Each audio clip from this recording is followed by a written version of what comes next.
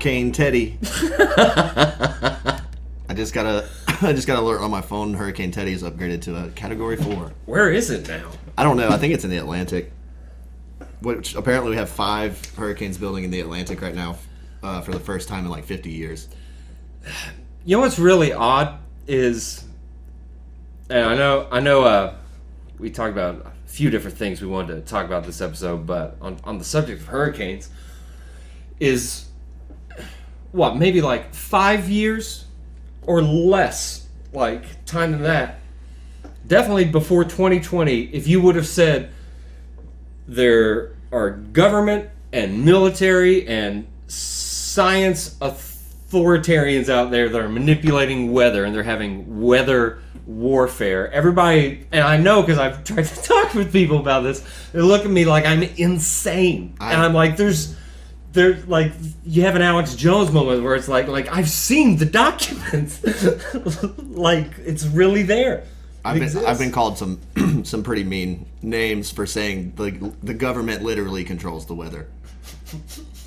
And because it's true, Michio Kaku, he's a mainstream scientist. He's on like Coast to Coast all the time. Oh, yeah. He's kind of fringe, but he is a mainstream scientist. He's been on the news saying we literally shoot lasers into the sky that make it rain. Yeah, I've seen a lot of times when Kaku will appear on the news, right? And he's not. I think it's because he's so passionate and he has a very optimistic and warm tone. And he's kooky looking. Yeah. But every time he'll say something, they'll just sort of look at him like, "Oh wow, like that's really interesting." It's like I don't know if these maybe they're racist in the news, but like like if it's like you know, Bill Nye or Neil deGrasse Tyson or Lawrence Krauss, that are, granted, only 2 of those guys are credible in the field of science, but if it's them, then you know everything is to be taken very seriously. These guys are scientists. Do you not believe in science? We here at the news station, we definitely believe in science, and nobody is manipulating weather. I bet you. But you think that the dinosaurs weren't real, the earth is flat, Jesus was black, and all these other like kooky things. My goodness. That same video clip where he talks about shooting lasers into the sky. I can't remember the question they ask him, but it's like, so we can we create hurricanes? And Kaku goes, inconclusive. But he said it in a tone where he meant to say absolutely, because inconclusive. Right. I'm like, okay, so are you saying yes but no, or like, I don't know, but I know that's not even what we planned on talking about. But yeah, I've been into a lot of people know about HAARP these days, you know, HAARP, the HAARP system, that they've been experimenting with weather control for decades. Yeah, so for those who don't know what it and correct me if anything I say is incorrect. You probably know more about it than I do, honestly. I know dick, sir. I don't know shit. I am an idiot genius with a microphone. But what YouTube and the internet has taught me, so it's they're messing with the ionosphere. Right. So it's called a ionospheric distortion or something along like these lines. So imagine, if you will, a field, right? And like a grid, like you would see like graph paper, right, is spread out over this field, except where you would see the intersections at, there's actually like big antenna. It looks like radio antenna. Mm-hmm. And they're sprung out like it's an agricultural like thing. Like they're spread out like trees are, evenly dispersed. And supposedly what they do is they'll shoot energy, frequencies, lasers, whatever, up at our atmosphere. And it takes the ionosphere and it, imagine if you're shooting all this energy, right, up into a bubble, and it creates this, this convexity, right? It creates this other bubble that adjusts the ionosphere and makes it distort a little bit, right? So now all the other layers in our atmosphere, they have to distort as well, right? Okay, so if you imagine that, like, you're inside of like a bubble, right? And you can sort of push your finger, and it'll sort of like flex like the exterior of the bubble, right? So imagine, if you will, our atmosphere is kind of built up like an onion, right? With all these different spheres like tied within. So if you do that with the exterior one, then all the interior layers themselves are going to distort how that that little push distorts it as well. Mm-hmm. So at the innermost layer is our jet streams with this. So the jet streams are controlling the patterns of weather and where weather is flowing to. And if you look at like hurricanes and how they move on their own, they sort of like almost like top-down view. It almost looks like they're like getting on, like the wind's like sort of like a pulley system, right? And they're just like picking up momentum and moving along this particular path. It's this current of wind that's taking them. So these scientists, sometime in the 20th century, found a way to distort and manipulate these currents of wind in our atmosphere. And was it HARP? HARP, yeah. This project that was running, I think it was in Alaska. It's shut down now, and that's supposed to be, I guess, the great debunker. Well, it was decommissioned by the government, but supposedly it's been continued by the private sector. Well, even to bounce off of that, there are other stations throughout the globe that are not called HARP, but they do exactly the same thing. Like there's one in Puerto Rico that Puerto Rico got really badly hit with a hurricane, I think 2 years ago, and then the next year another hurricane was coming, and then it somehow bypassed the island, right? I think maybe I am out there and just a little nuts, but I think it would be possible to say that if our government has had this technology for a while, and now they've discovered that other nations that are what we would consider competing or warring nations even, now they're onto it and are using it to attack us with the weather. Now it's something that they have to bring into the private sector and make them aware of, right? Okay. Because by the time it gets for independent contractors to know about it, then I'd say probably 10 or 20 years down the road, then private citizens are going to start to become aware of it. Well, I know China definitely has some kind of weather manipulation technology. I think it was it in 2008 with the Beijing Olympics?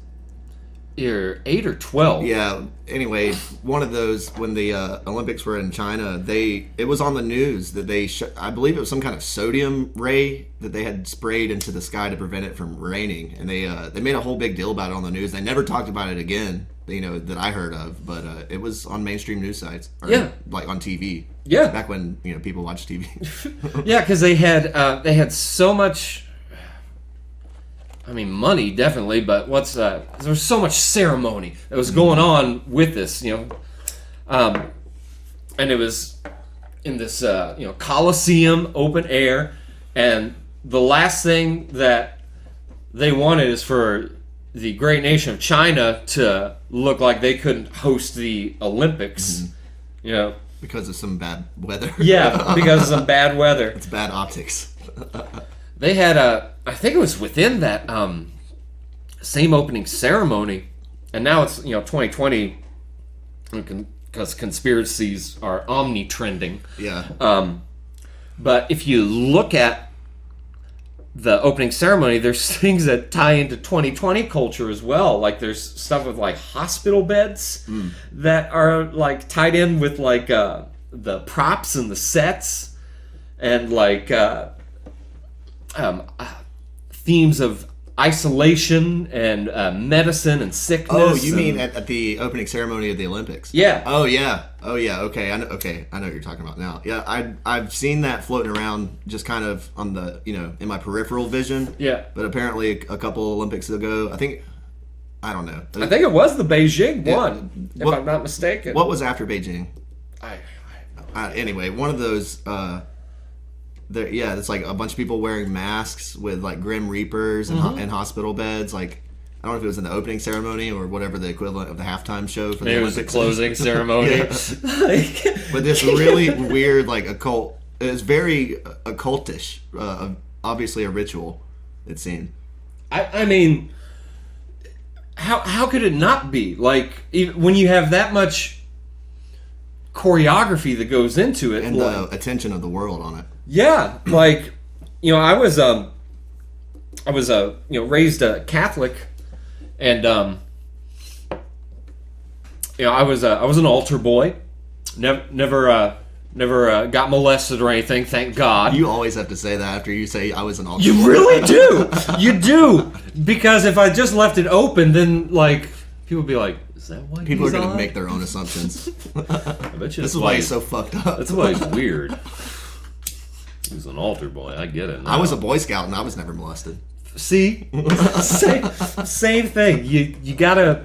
There's an asterisk on like everything nowadays, especially when you talk about conspiracies. Jeepers. That's why they're so mad at pedophiles. They got diddled. We have to listen to these boys.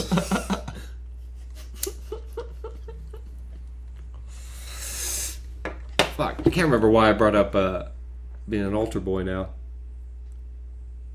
Masks, Grim Reapers, yeah. hospital beds. Yeah. I was raised Catholic. Yeah, it's gone. Gone. Fucking gone. That's just something I wanted to work into the episode. I just want everybody to be aware. I was not molested.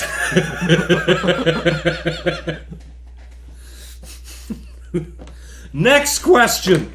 Sir, we haven't even began the end. Next question. That just goes to show the last few minutes since we started the recording how easily I just slip into conspiracy talk.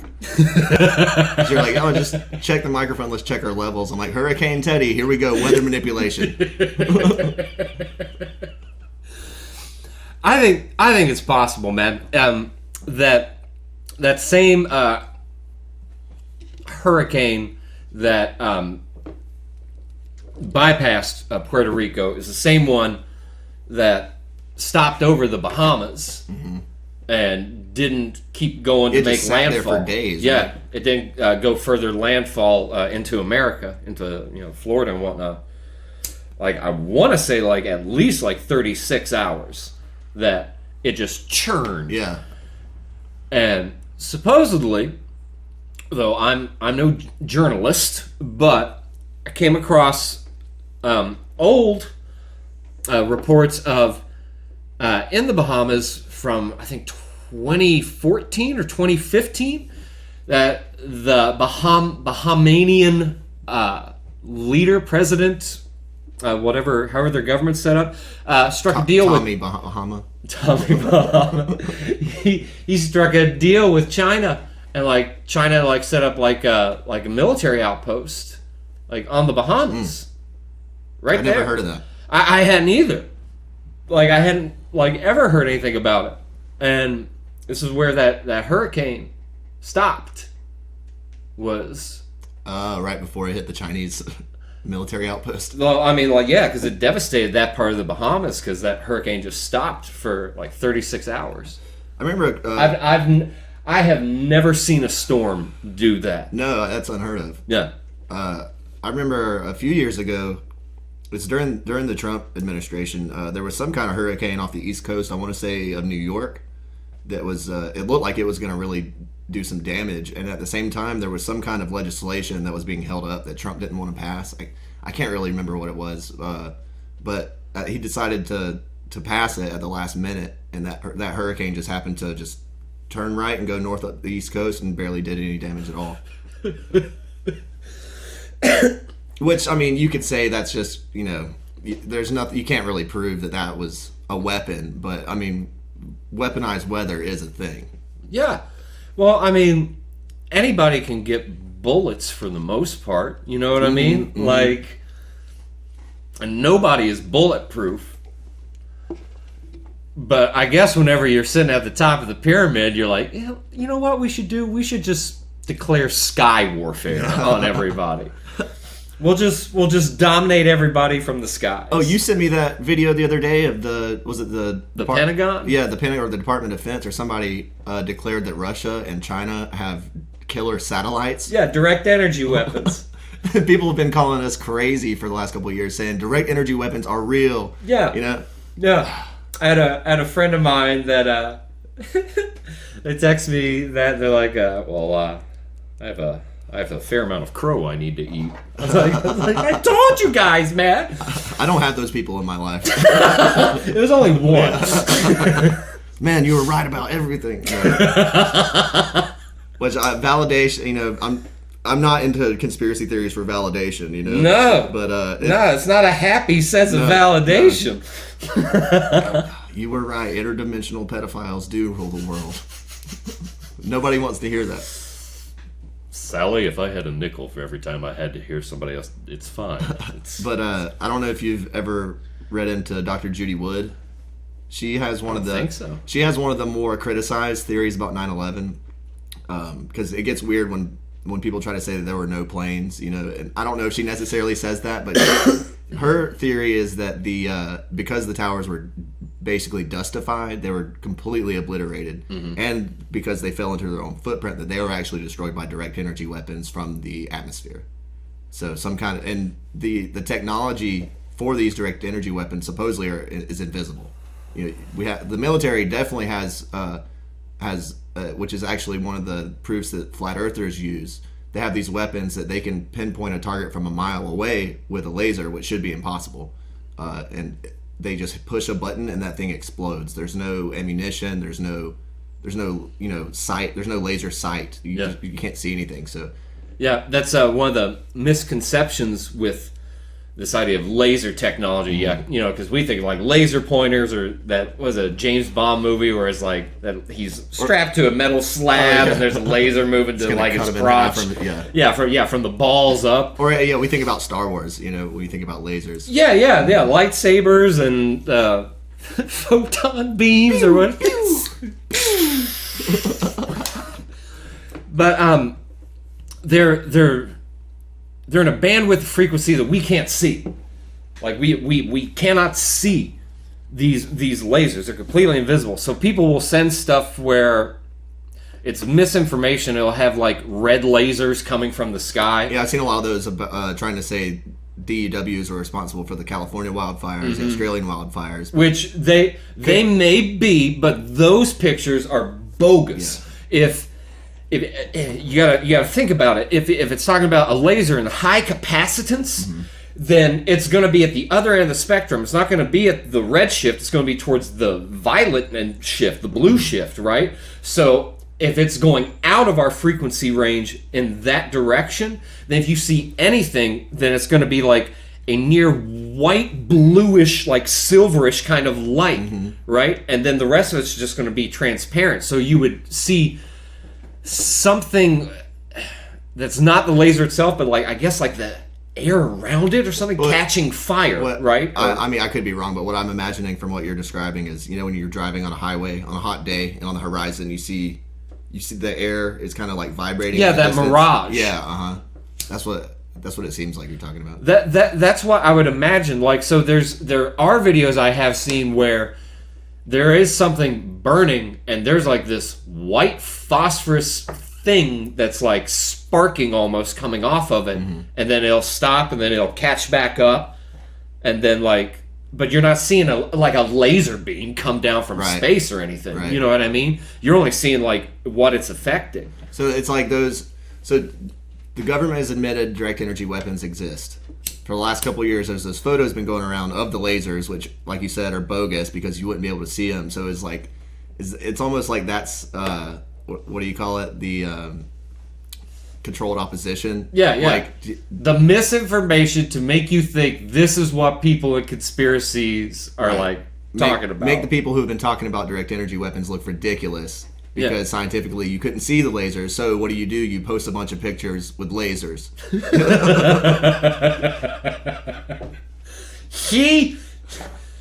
Take that, libtards! You got snoped.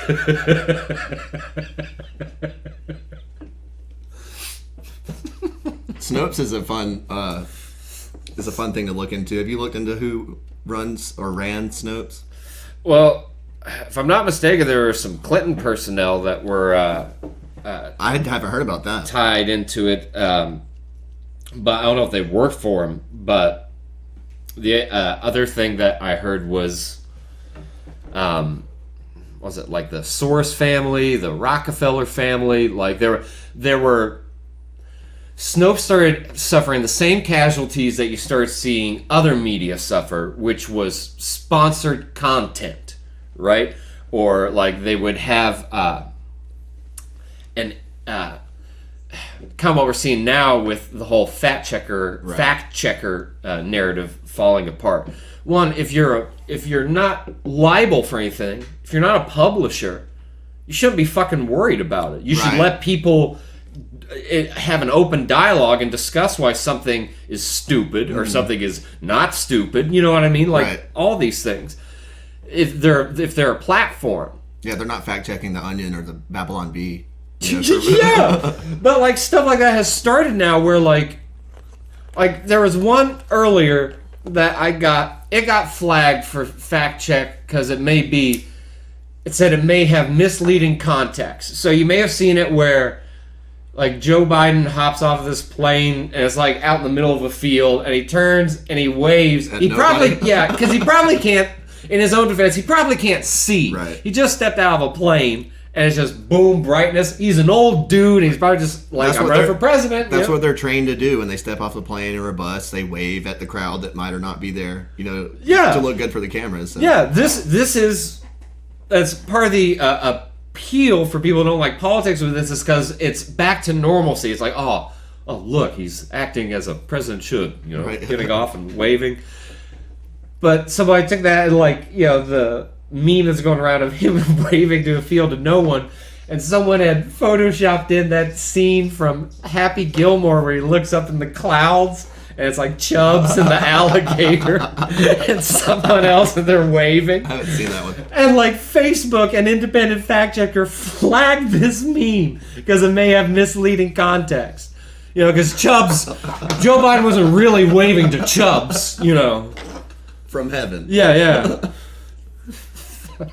Carl Weathers was not in the sky with an alligator Muppet waving to the plane. But like what they'll do is they'll take there was one about Kamala Harris and about her family coming from slave owners like that. Like they were slavers in the Caribbean, and someone from I can't remember who, but it was a major like legacy media news outlet or whatnot wrote an op-ed piece, an article about this type of history, a scandalous history of being slavers, could be damaging to the potential vice president's campaign hopes. Definitely.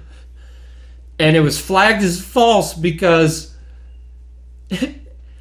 of they took the word scandalous and they critiqued it and said that no scandal has ever been proven. Oh my god! With this, so they didn't shoot down the fact that she might be descended from slave owners. Just the fact that there was a scandal. Yeah, that there in fact was no scandal. That to imply now that there's a scandal is not evident that there ever was a scandal. Something to that effect. So what they'll do is they'll target something subjective in an objective news critique or news story, or even op-ed pieces where they're like, this is the data that we've got, and they write their opinion on that data. So they ignore the data and they flag everything is fake news, right? Because they disagree with the opinion attached to the data. Or they find something frivolous that doesn't have anything to do with the point you're trying to make. Yeah. Or just shoot or fact check you because you're implying something that's not stated explicitly. I got fact checked a couple weeks ago. I can't even remember what the post was, but there's a bunch of different organizations. Africa Checked is a real popular one, but I got fact checked by a fact checker called Demagogue. It was spelled DEMAGOG. But And that's one of those words you hear thrown around, and maybe you don't know what it means. So I looked it up. I was like, what is a demagogue? It's DEMAGOGUE. And it's basically somebody who upholds the status quo, even if the status quo is at odds with facts. And so, I mean, that's like or dictionary.com or Webster's Dictionary. I'm paraphrasing, but that's what the definition was. I'm like, you're going to call your fact-checking website, the same word for something that ignores fact in favor of popular opinion? Like, that doesn't make any fucking sense to me. It's crazy how Orwellian the world is looking, and I'll try to I talked about on the podcast I did, just me, but I'll try to talk with some folks that are progressives. And I'm just I get we disagree on a third of our issues entirely, and we can unpack those another time. But these things in the conspiracy world are not attached to this Your at all. political stance. Yeah, Right. so I'm like, you kind of have to look at what's going on. Well, you said 2020, everything's getting mixed up. Conspiracy is interlaced with politics. Yeah. And things that shouldn't be politicized have been politicized. Everything's politicized. I'm so glad I'm about a decade out of not keeping up with professional or collegiate sports anymore. That's something I never got into. I'm so thankful. I played a lot of sports growing up, but I have enough difficulty sort of keeping up with just people in general, and then it becomes so religious with people, and then you have to keep up with all the stats. I'm like, it's the same thing every year, right? Every year, and kind of feels like a hamster in a treadmill, saying that one day these spokes are just gonna fly off and this wheel's gonna. Well, it's almost like another level of more ridiculous jingoism. The people who are, really, really behind their teams, the people who say we beat whoever, we scored, this many touchdowns, they identify with their sports teams. Yeah, it's almost as ridiculous as people who are like, yeah, we're gonna kill them terrorists. It's like you're not fighting, you're not in the military, you're not, it's like you're not on that football team. Yeah, you're just supporting, and the sports aspect of it is literally fake. It's like you're behind. I don't know. Well, David Icke had mentioned something in one of his London Real interviews, not the infamous one that got pulled about the lockdown. Yeah. But he was. This was probably about 2 months ago. Wasn't that long ago. But he was talking about that these folks that essentially were known as the 1%, a decade ago, got hip to this idea that they were in fact going to become the champions of socialism, air quotes, and market this idea of bring down the capitalists to the people whilst using capitalism to sell these products to people. So they it's sponsored by capitalists. Yeah. So it's, when you think about it and you look at sort of what is really going on in our country anyway, we do have socialism. It's called corporate socialism. But I'll try to talk to these people. I'm like these things that you're politically invested in, check it out. There's an overlap here. Yeah. Where you can tie in some stuff. Have you heard of Alex Jones, man? He really he's unpacked a lot of things. He may be a shill of controlled opposition. He said they're turning the frogs gay. He said a lot of kooky stuff.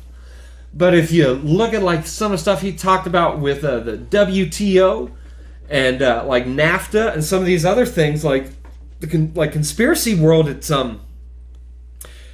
you can use it to talk with a lot of folks that you couldn't normally talk with, I guess. Because you kind of have to, some people don't even want to say that I don't know if there is a God. Yeah, right. Yeah. You're talking about like sneaking your foot in the door of opening up conversation about shit most people don't want to talk about. Yeah. Yeah. Mm-hmm. Yeah. Well, as far as like the capitalist sponsoring a push for communism, I can't remember. I get all these fuckers mixed up, but it's John D. Rockefeller or Jacob Rothschild, one of those big like what do you call them, the Tycoons. Yeah, like the oil barons or like anyway, banksters. There you go. Yeah. One of the richest men in history. I can't remember which one it is, but if you look up, there's a paper called Letters from a China Traveler. And, Letters from a China Traveler. I believe that's what it's called. It's very similar to that, if I'm wrong. But he went to Maoist China and basically said that was the new plan. That was the model for the global civilization, was a Maoist communist society, which, going back to what you said a minute ago, communist China isn't that communist. When you look at the upper echelon of society, which seems to repeat itself throughout every iteration of communism, there's always somebody rich at the top, no matter what. Oh yeah, while everybody at the bottom is starving.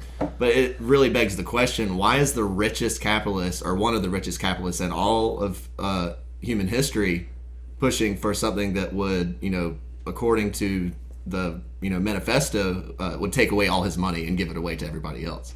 It's over and over again. The Rockefellers, the Rothschilds, the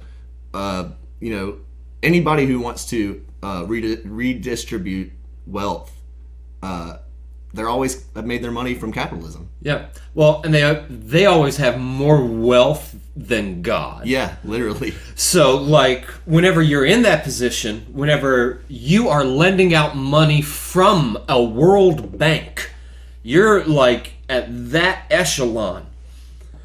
Like we can't even fathom like these numbers. So like it makes it really easy, because if you do that, that means your generations, your lineage will have no competition from any usurpers whatsoever. You will have the subjugated class that will stay slaves, maybe even in luxury, yet slaves one and all. Right. And then your buds. Yep. And then you get to live in the breakaway civilization of the, what do they call it? Fully automated gay space communism. There's just orgies, and we just that's all we do. That actually, it goes all the way back to Plato. I haven't read the Republic, but I've read a lot about it, listened to a lot of lectures on it. But even in his Republic, which is cited as one of the models for a perfect utopian society, even then he was pushing for a ruler class of philosopher kings, is what he called them, which is a coincidence because he just happened to be a philosopher. And there was everyone else was in the lower caste of workers. And it's a very Hunger Games icebreaker type scenario, where all the philosopher kings, they were the only ones who would be allowed to own property or eat meat. Well, of course. I mean, they're the chosen ones, right? And this, honestly, this is part of what brought me out of veganism. Was it's actually part of the quote unquote New World Order Agenda 21. The goal is to have all the lowly working class. They're all going to eat. Plato said they were only going to eat grain. That only the elite would be able to eat meat. But I want to take it back to Orwell for a minute, because you mentioned Orwellian a minute ago. What I consider the holy trinity of conspiracy literature: 1984 by George Orwell, Fahrenheit 451 by Ray Bradbury, and Brave New World by Aldous Huxley. And Orwell is a really good example, because Orwell was a socialist, and he saw how it could easily go bad. There's this. If you follow this to its logical conclusion, we're going to be living in a fucking totalitarian, dystopian future. Yeah. And so if anybody who hasn't read that, I highly recommend you read that. I listen to my books, sir. Oh, well, me too, but I read my dad wonders how I turned into a fucking kook, but it was his fault for making me read shit like 1984 and listening to bands like, the Ramones, which led to 80s hardcore skater punk, which is fuck authority, question authority. Where's all this shit gonna lead? Where are we all gonna end up if we follow this to the logical conclusion? I think 1984 it sounds ridiculous, but that's where we're headed, and we're almost. And those 3 books that I just mentioned, we're all kind of living in the introduction to a novel that is a combination of all 3. Yeah. Like 1984 has the Ministry of Truth, which, like we were talking about the fact checkers. Yeah. The Ministry of Truth is putting its roots in the ground now. Well, yeah, even with like Twitter. I don't have a Twitter account. Oh, fuck Twitter. Thank God, in hindsight, I never set one up. My ego was like, I legitimately was that I was not going to be limited by characters and told how many words I was or was not. tell me. Yeah, so I never signed up. Like my fucking artistic narcissism was just like no, I like to, be not so concise at times. So I'm glad I never did, because now all the stupid shit I have online isn't linked to my Twitter account. Right. Like my MySpace account is like long gone. Like, oh yeah, man, I have bands that I was in when I was a teenager. The music from those bands lived on MySpace. oh yeah. That's the only place you could get to it. And now it's all fucking gone. That and I had a download.com. You could upload your band's music. I think CNET bought it out. I don't know where it is now. Everything's in apps now. Yeah. Like everything. Speaking of that, and speaking of authoritarianism and China's Communist Party and whatnot, so the TikTok app. That's I don't know too much about it because I don't have TikTok. And you're not 14. I'm not, and I have no desire to try to see what's going on in that world. I can't even fit in the 30-something like type of world. Like most folk I've found in their 30s, and I think it's midlife. I would call it midlife, middle age, whatever you want to call it. But I guess maybe they just never. I just turned 30, so thank you. Oh. Thanks. Thanks for calling me midlife. Well, you just arrived. Yeah. You just realized that all hope is gone. The math is gonna keep going. Hopefully, I haven't quite hit the halfway point yet, but no, Elon Musk is fixing that. Oh yeah, we're all gonna download our consciousness. Fuck that, big fuck that. I want to have a natural life. I don't want to have a clone or anything like that. I don't want to hold your thought or where you're going to, but I will. I just wonder, have you seen that meme going around where it's like the crying Wojak and looking at Bill Gates. It's like, no, you can't give us vaccines. You're gonna put a microchip in it. And then there's like the happy soy boy Wojak, and he's looking at Elon Musk, and he's like, I'm gonna put microchips in your brain. And they're like, sweet. I love those memes. But, sorry, where were you going about midlife?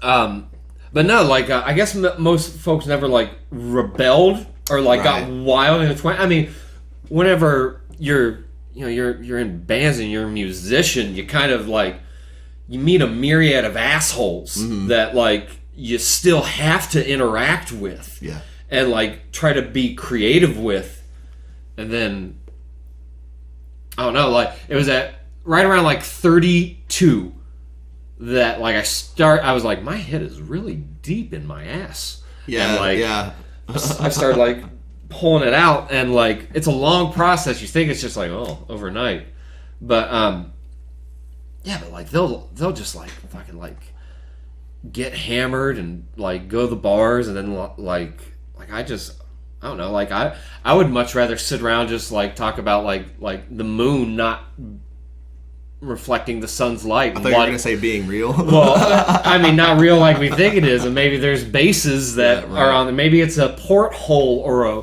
wormhole. Projection. Yeah. When I was, I would much rather sit around like a coffee table or a dinner table, and like y'all can drink. I mean, that's fine.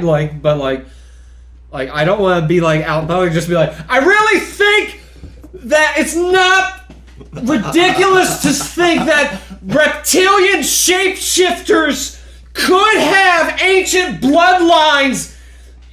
Sorry, the band stopped. Could have ancient bloodlines.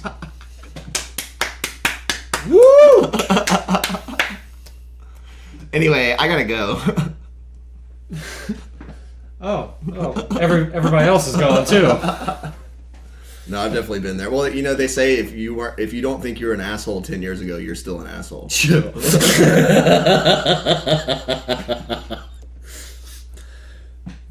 No, because I mean, we were actually talking about this the other day. I've been that guy recently, at a show or at a party, just had a couple too many to drink, and you're outside, in a parking lot, just yelling about, we didn't go to the fucking moon, dude.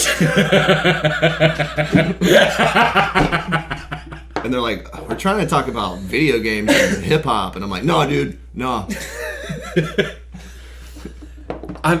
You become so once you get into conspiracies and whatnot, you just become so detached. I feel from my interests, anyways. Or like football, like you were talking earlier. Yeah. I'll notice some friends of mine that they're also kind of like when it comes to dealing with their peers, as far as middle-aged people, are just sort of like, oh fuck, God damn it. Hey, how you guys doing? Ralph. Samantha. Tom. Carl. What's up, big guy? Hey. Fuck. I hate my life.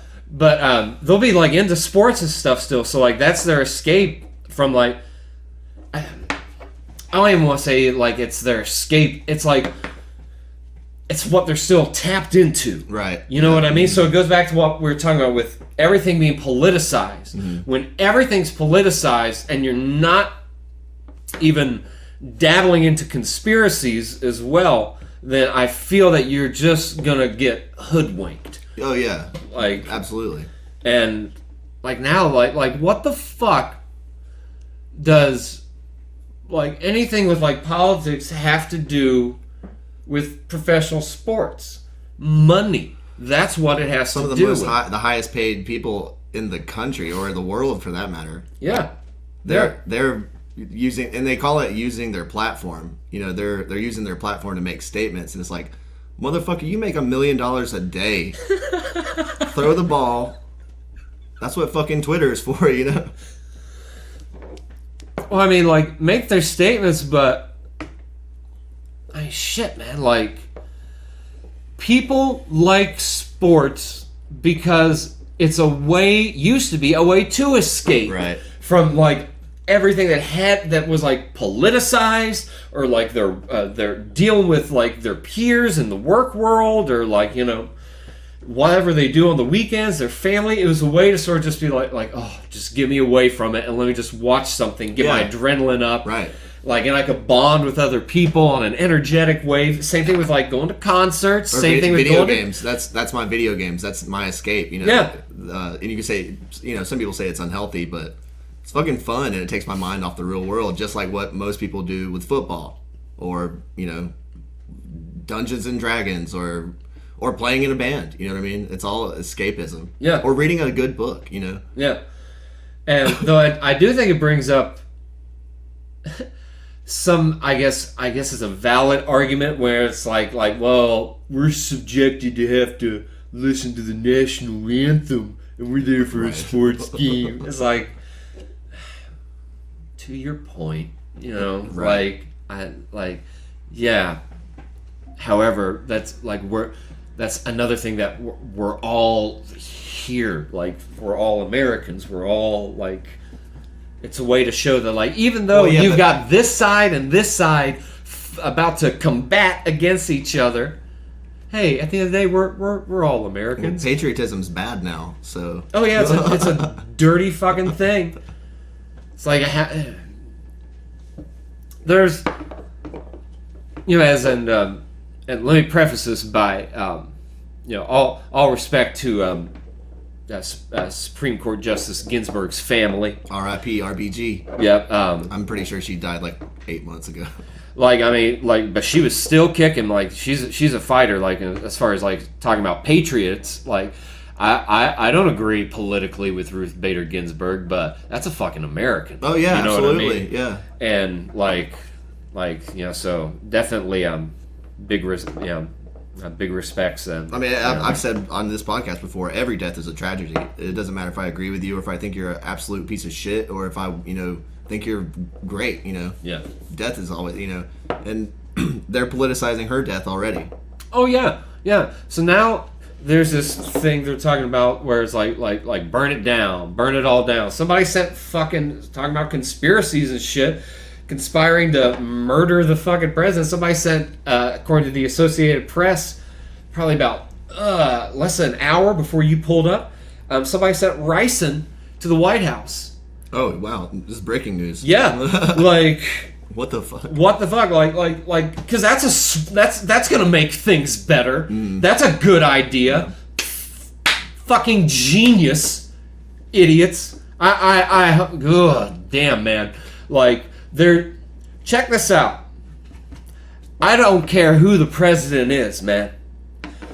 We have an election in November. Yeah. We're gonna need a Supreme Court for this election. Yeah. You can't have 8 people. What if it's 4 and 4? What happens if it's 4 and 4? Like, well, just a few elections ago, the Supreme Court literally decided who was going to be president. Yeah. In the Bush-Gore election, if that was a 50-50 split, we're just going to have no president? Nancy Pelosi becomes president? Yeah. Suck my dick, Nancy Pelosi. I don't like her at all. I think she's a loser. I don't like her. Well, that fucking apparently she actress. Not a fan of Senator Majority Leader, Speaker of the House. Speaker of the House Pelosi. Not a fan. You're low on my list of politicians, which is a list of low-listed people in general. Well, she's just one of dozens of politicians who have been in Congress for decades. Oh yeah, the Rhino Republicans, the Dino Democrats, but Trump's been in office for 3 years, and he's the reason the country's gone to shit. Oh yeah. So you've been in office for what? Solely 30-something, 40-something years? Oh god, man, these people are fucking nuts. If we have somebody needs to fill that seat. I'm not into identity politics, but I hope to God that the president does something smart and appoints a woman to fill Ginsburg's shoes, even though I know it can't be done, folks. I know it can't. Nobody can fill anybody's shoes. But there are people conspiring for this place, our country, to just go belly the fuck up. And then, what? I mean, I know that, for the most part, Georgia's going to be okay. Yeah. Like, the South that have, communities where they're like, oh, man, did you hear what's going on in those big cities? Yeah. People are just running amok. Well, I mean, maybe save Atlanta, I don't know what's going on up there. What? But I've been really thankful to live. And 10 years ago, I wouldn't have been caught dead saying this. I'm so glad we live in the South right now. Seriously, dude. Same thing, man. 10 years ago, I was it 2010? I was in New Jersey. And, I hadn't even made the decision to come back down yet. Because I was still just nah, man, there's something here. Right, yeah. There is. I was, so close to Philly. I was, 20 minutes outside Philly. And, that kind of city just, has an atmosphere.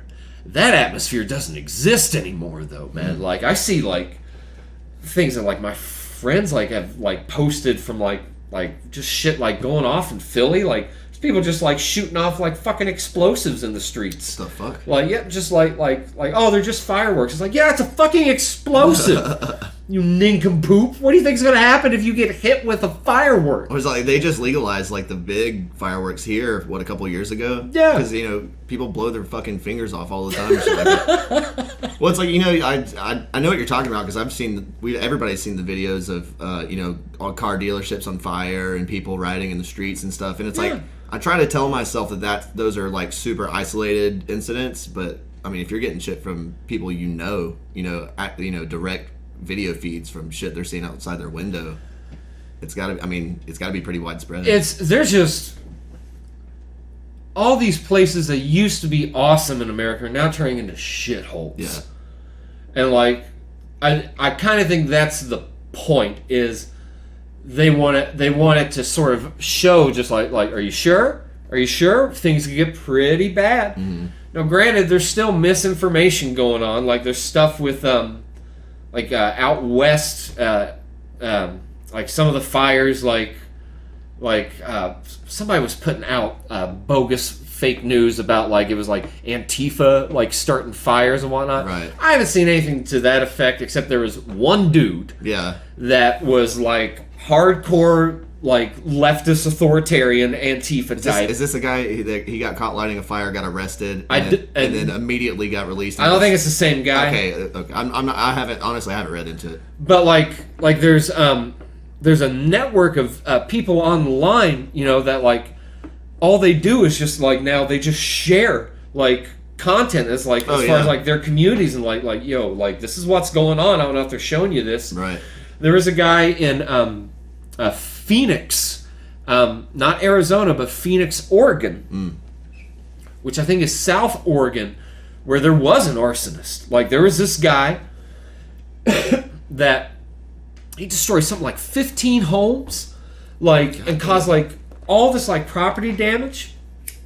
So I kind of think it's the same thing that was going on. Was it 2016 or 17? The fires in Paradise, California. I want to say 16. I know it was right around the election time. Yeah. You know? So like whilst California is on fire, like it tends to do,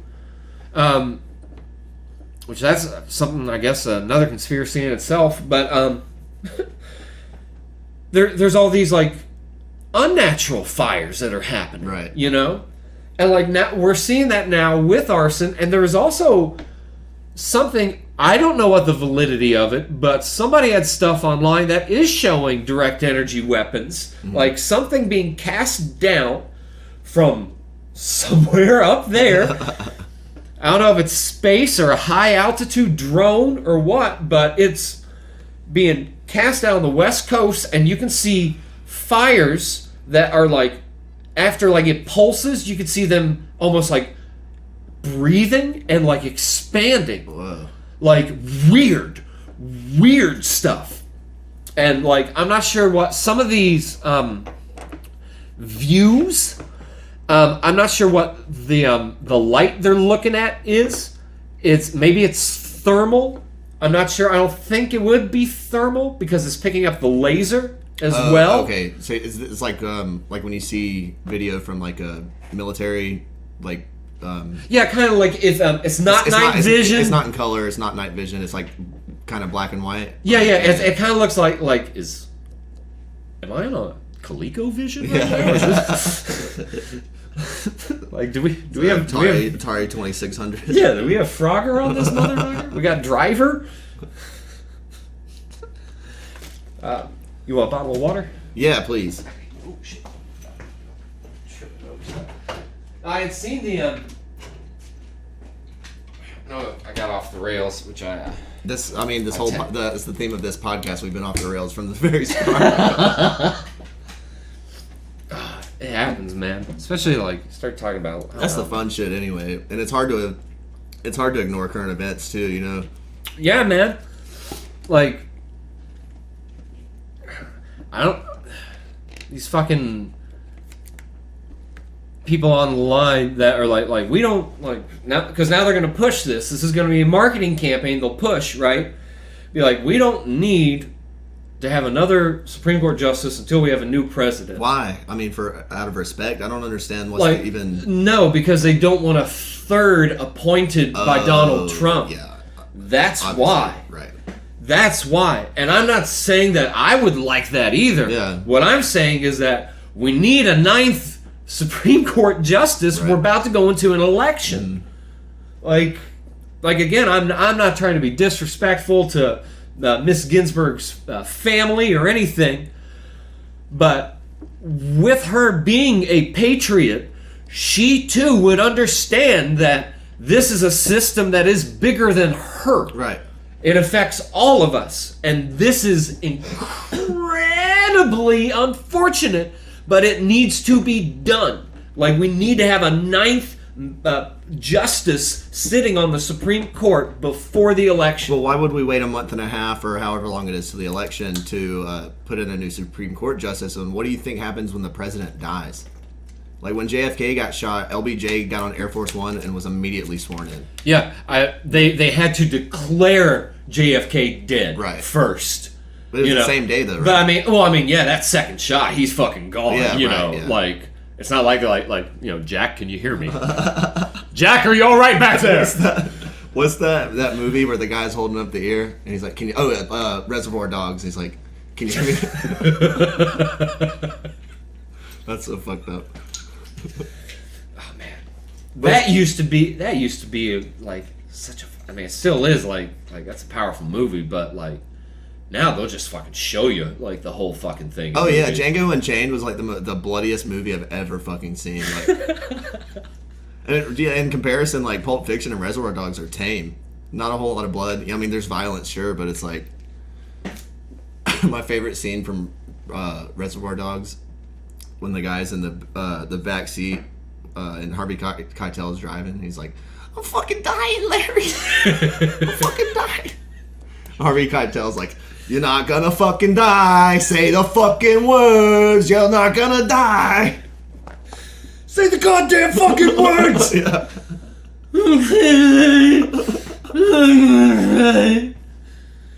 Good. It's like, can you hear Stuck in the Middle with You without thinking of No. What's that guy's name? Michael Madsen. Yeah, that dude is a fucking psychopath. Oh my god, like the characters in that film, like Yeah, because they're all. It shows you how criminals are not necessarily like wicked people. Right. They're people that choose to do wicked things. Right. And some of those people are fucking psychopaths. Yeah. But like, even like one of my favorite shots in the movie is where Tim Roth, is that the actor's name? Mr. Orange. It's right after he gets shot where they try to carjack the woman and she's got a pistol. She's the one that shoots him in the gut. The gut shot. And he shoots her and kills her, and he knows that he just killed an innocent woman. Then he's spoiler, he's a cop. Yeah. Yeah. Yeah. Mm-hmm. Well, man, I mean, you think about, I mean, in real life, these people who go deep undercover into, the cartels and the, international drug trafficking, human trafficking rings. Imagine the kind of fucked up shit they got to do to not blow their cover. Yeah. It's really, I don't even want to think about the fucked up shit that well-meaning people have done, in the, the process of doing what's right, Yeah. I don't know, it's scary to think about. Dude, even like my friend who's a private eye, like, which I mean, that was a really cool interview, by the way. I'll introduce you to him. Okay, yeah, like, yeah. He used a pseudonym, right? Yeah, he had to, but he has some profiles online on social media that he'll use to catch people and like to lure them. And like some of them, he's like, you can't be friends with this person, but let me show you this person that I've created. Like, holy shit, dude! Like, that's fucking wild. But like, that's not even on the level of like undercover, like infiltration and whatnot. One thing I looked at, I watched a couple of YouTube docs on Tupac. Oh yeah. That's an interesting story. There was this guy, I forgot to write his name down. But he was a bodyguard of Tupac's, right? Mm-hmm. He was one of the two, like, next to Tupac, right, like bodyguards. And just to give an idea of the to give some background, so Tupac famously said in an interview once that imagine if you had 14,000 people at your command, ready, anywhere on the planet that one of these 14,000 people can get into, anywhere. What would you do? What kind of power do you think you would wield? And So Tupac's father, spent some time behind bars, wrongfully accused as well, I believe, or at least wrongfully accused of the crime he did.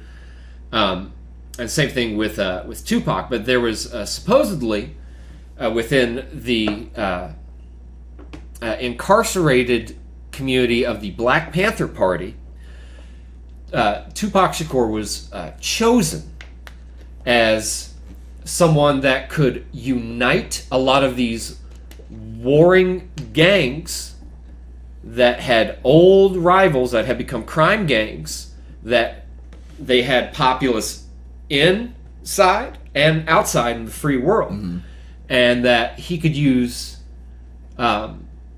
influence to sort of bring them together and bring back power for black people in particular, their voting voice, and to show like charismatic leadership and autonomy of their own communities and things that are utterly American. So, like themselves. you're saying he was groomed, to become a figure in society. Yeah. So one of his bodyguards, like the Federales, knew this. One of his bodyguards was an undercover Fed. Oh shit! And was deep into that world. So whenever Tupac said after he got shot, I think he got shot 5 times in the studio. He said that's kind of what really woke him up, because it was folks that were in this community that he was supposed to be uniting. And he said that it was kind of strange to him that because he had always thought that it was the white man that was coming to stop him, right? And it was like some thugs that had crept up on him. So he realized that people wanted to take him out. Yeah, they didn't want him doing what he was groomed to do. Yeah, so that's insane. Yeah, at the same time, he also got locked up for a year on I think a sexual assault and rape charge. Yeah, this was after he was already big, right? Oh yeah. Oh yeah. This was I think it was right before All Eyes on Me came out, if I'm not mistaken. Yeah. But the idea is that he had a posthumous album, Machiavelli. Yeah, I think he had a couple. Cool. He changed his name to Machiavelli. I don't know if it was the title of the album or that was the artist's name. Yeah, well, no, but he had another one that was Illuminati. I don't know if that was his artist name or the name of one of his records. But he got woke to the Illuminati. Yeah, and that became his big deal. Yeah, sure did. So the Machiavelli, the first posthumous album, he was he got shot on the 6th on September 6th, and then he died 7 days later on the 13th, on Friday the 13th. 7 in numerology, 7 is the number of God. Right. It's a holy number. His album Machiavelli that dropped in November was called 7 Day Theory. So Machiavelli talked about faking one's own death. You mean Machiavelli, Art of War? Yeah. Okay, the original Machiavelli. Yeah, or not Art of War, that was Sun Tzu, but I don't know too much about Machiavelli. But it's who you're talking about. Right, yes. Right. I know there was 2 Art of Wars. I can't remember if Machiavelli wrote. I know Sun Tzu wrote 1. I think Machiavelli. Well, because Tupac was Machiavelli, and then there was Machiavelli. Yeah, Machiavelli was whom he took this advice from. Yeah, right. Yeah, and his namesake, obviously. Yeah. But talked about faking your death as a chess move to defeat your enemies. So there's an interview with Suge Knight. Before unpacking the interview, so the night he gets murdered, it's a Mike Tyson fight, right, and they're in Las Vegas. Yep. Yeah, and there's a fight. There's between Tupac and a Crip. Tupac walks up because supposedly this Crip stole a necklace from somebody in the death row entourage. Right. And Tupac, just punches him, and then of course Tupac's entourage then jumps in. Suge Knight runs over, kicks the dude a couple times, So Tupac and Suge Knight was that Death Row, and they were associated with the Bloods. Yes. Okay, right, because that was the whole East. It's been a long time since I looked into this, but so that was the whole East Coast West Coast rivalry. Was the well, Crips and Bloods are just within California. Okay. But like that, or they're not. I mean, they're here in like Georgia as well. Yeah, but they're based in L.A. specifically. Yeah, I think. Yeah. But the night that he gets shot, they're at an intersection. Now Tupac's got the car in front of him, right? Mm-hmm. Their car and the car behind them. So they've got a caravan, right? There's other cars that pull up on their left, and they've got like girls that are like hanging out the side. And then another car, a white Cadillac, pulls up on the right, rolls down the rear driver's side window. Somebody in the back seat fires 13 shots at the car. None of them, I think, hit Suge directly. He was driving, right? Yeah. But there's, and then the white Cadillac takes off, takes a right at the intersection right there, and then takes off, and Suge, with Tupac shot, does a U-turn and heads back to the strip, presumably to the hospital. Right. There's an interview that somebody asked Suge about, like, hey, folks are, that think that you might have had something to do with Tupac's death, and he starts dropping some, like, I guess you call them like Freudian slips, either that or he's purposely dropping crumbs that lead nowhere. Right, disinformation. Or misinformation. Yeah, he starts talking about that money between he and Pac, and like Pac's family, and all this stuff. The guy, the undercover agent, 2 days before Las Vegas, he tells Tupac, the bodyguard, who's the Fed, right, tells Tupac, don't go to Las Vegas. Oh. Of course, he gets fired, right, from the Fed and whatnot, but because he technically broke cover. Yeah. So that kind of implies that the guy who shot him was either a Fed or.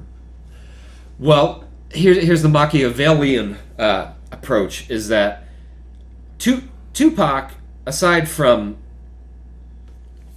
his legacy as a person, he's also he's a fashion statement as well, right?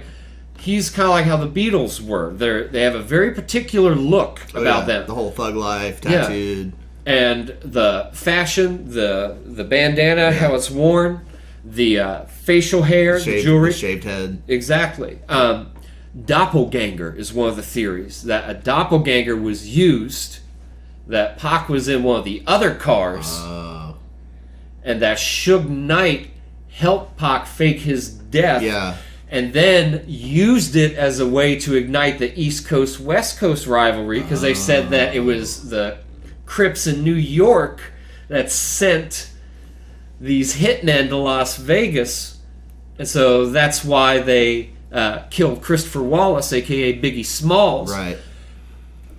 And how does this all tie into like Tupac being groomed? Just because they were trying to start the gang wars back up between these two crime families, whereas Tupac had bridged away, found a way from prison culture and hip hop culture, and from more or less assembling his team of people that he was like, you guys need to write music too, you guys need to do this on your own, don't just be like me, do something, speak up.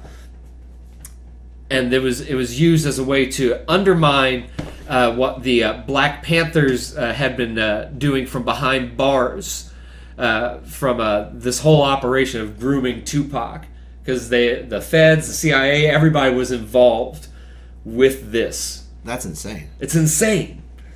I looked into the whole Tupac Biggie, death, quote unquote conspiracy. It's been a while, but I don't think I've ever heard that angle. That's everybody wants to pin it on Suge Knight and the gang war, Death Row versus whoever. Bad Boy. Yeah. In retrospect, that's so silly. Bad Boys for life. I mean, when I think about a song that is lyrical genius, Sean Puffy Combs, quote, "We ain't going nowhere. We ain't going nowhere. We can't be stopped Now. because we're bad boys for life." End quote. Those words have gotten me through so many dark days of going through conspiracy rabbit holes. So, thank you, Sean. I know you listen. He listens every day. Sean Puffy Combs listens. Of course he does. The biggest podcast in the world, right here, every day. And I thank you for your patronage, Sean. Your patronage of words. Too bad you can't get him on your Patreon. Oh man. I'd sit down. I'd talk conspiracies with him. Puffy, he's got a few revolving around him with the whole The boule. Yeah, the boule, but it sounds like I hate to even say it, but it's like the whole idea of the Illuminati infiltrating hip hop culture sounds like a joke. You know what I mean? It's something that people like dismiss so easily, but especially I don't know. But like what you just said, like whenever you're involving federal agents, the CIA, to actually spark a gang war from between coasts, that. Yeah, that guy was actually an undercover, federal agent. So, yeah, I mean that's not hard to believe. But then people get into, the initiation rites into the hip hop community. Yeah, because everybody knows that homophobia is rampant especially in the hip hop community, but I think in the black community in general. If you're gay, it's on the down low. You can't do that shit. But there's a video floating around. It's kind of same way with the redneck community. Oh yeah, true. Well, I guess probably any. Hey Gerald, how you doing? Man, I just sucked the best cock, guys. I tell you what, I've been chasing this fella for a while. There you what, down at the YMCA, and normally I don't do that because that seems kind of skanky. You know what I mean? But I saw him, and I just saw his big old beautiful nutsack just hanging out. And he said, "Hey," I said, "Hey." And I couldn't help myself, fellas. I tell you what, I just got a boner the size of Chicago looking at this feller. Well, good for you, Jim. I'm glad you had a good time. But anyway, yeah, back to the initiation rites. Well, in any overly masculine society, or just any kind of any group of people that's overly masculine, there's going to be rampant homophobia. So the hip hop community is super masculine. And there's videos of I don't know what to call him, Sean Combs, Puff Daddy. When I was growing up, he was Puff Daddy. I call him SC, but that's just because he and I are like that's just on the phone. Yeah. But sometimes I don't have enough time for two syllables. I'm just, what's up? There's a video of him floating around. There's a video of him floating around. He's blackout drunk. Oh yeah, wait, is it Usher and Kevin Hart are with him? I can't remember. It's been so long, but I know whoever's around him is where he comes up arms around both of them. And they're giving him side eye. Like, motherfucker, we don't do this shit when the cameras are out. But anyway, just kind of implying that there's some gay shit going on. Not that there's anything wrong with that, but like I said, it's used as a ceremony. Yeah, well, in any secret society, Skull and Bones is one that most people know about. Just look at the Greek system with fraternities. Humiliation rituals are part of the initiation. Yeah, even like in the military, like they take away your identity. Right, yeah, break you down to build you back up. That's part of the singular identity. Yeah. Part of the hive mind, basically. And you hear people talk about sacrificing family members and all this crazy shit, which you could argue may or may not happen, but one of the big supposedly initiation rituals in the hip hop community is sodomy. But you got to take one for the team. Yeah. And there's you could call it evidence. It's circumstantial, it's anecdotal, but there's another video of Lil Wayne going around again, fucked up out of his mind, talking to a very, very young, apparently upcoming rapper, very young guy, like underage. And they're, I guess, just hanging out in a hotel room or something. And there's a bunch of people around, but he's sipping on his drink and he's like, "I'm gonna do you like baby did me." and apparently this guy Baby is notorious for raping young rappers, and basically a Harvey Weinstein situation. So he would basically molest these up and coming rappers and then give them a career, and I mean it can be dismissed, you know, but I wouldn't be surprised if that shit was real. I wouldn't either, man. Like, if you think about, like, aside from online personalities, right? If we're talking just celebrity status icons, right? How many people is that? Like, would say like maybe 10,000? Maybe. People on that list? Okay, so there's, 300 million of us in this country. Just in America, yeah. You know what I mean? So, like, these folks are they're chosen, right? Mm-hmm. Not to say that you can't find yourself in their ranks and be like, how the fuck did I get here? Well, it's like that Cat Williams bit where he's like, you go to some of the mansion parties, you might look in the wrong room. Yeah.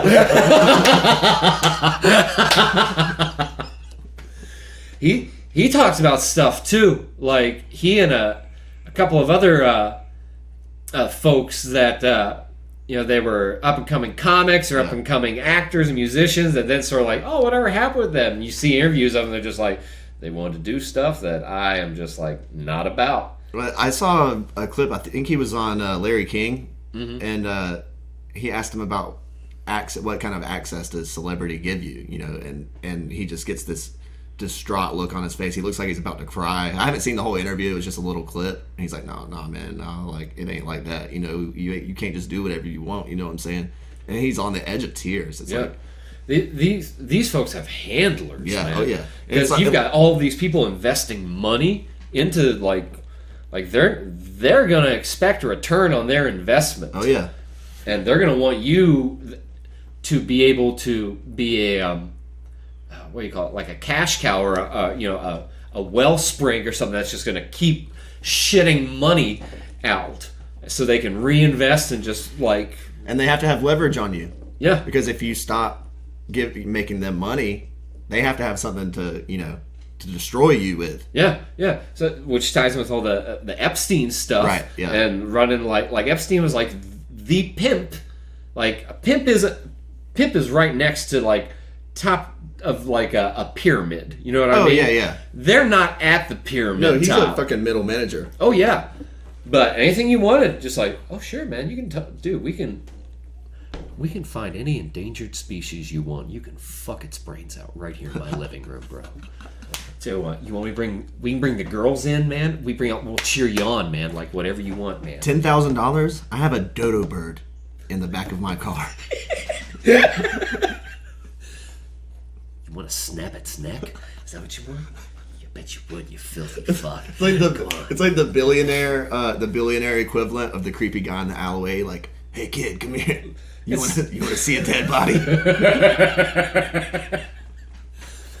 Like if Richie Rich wound up in that alley, right? Like Richie Rich was he's just enjoying his life, just like, I'm gonna make the world a better place by being a millionaire, a true zillionaire. Hey kid, what's your name?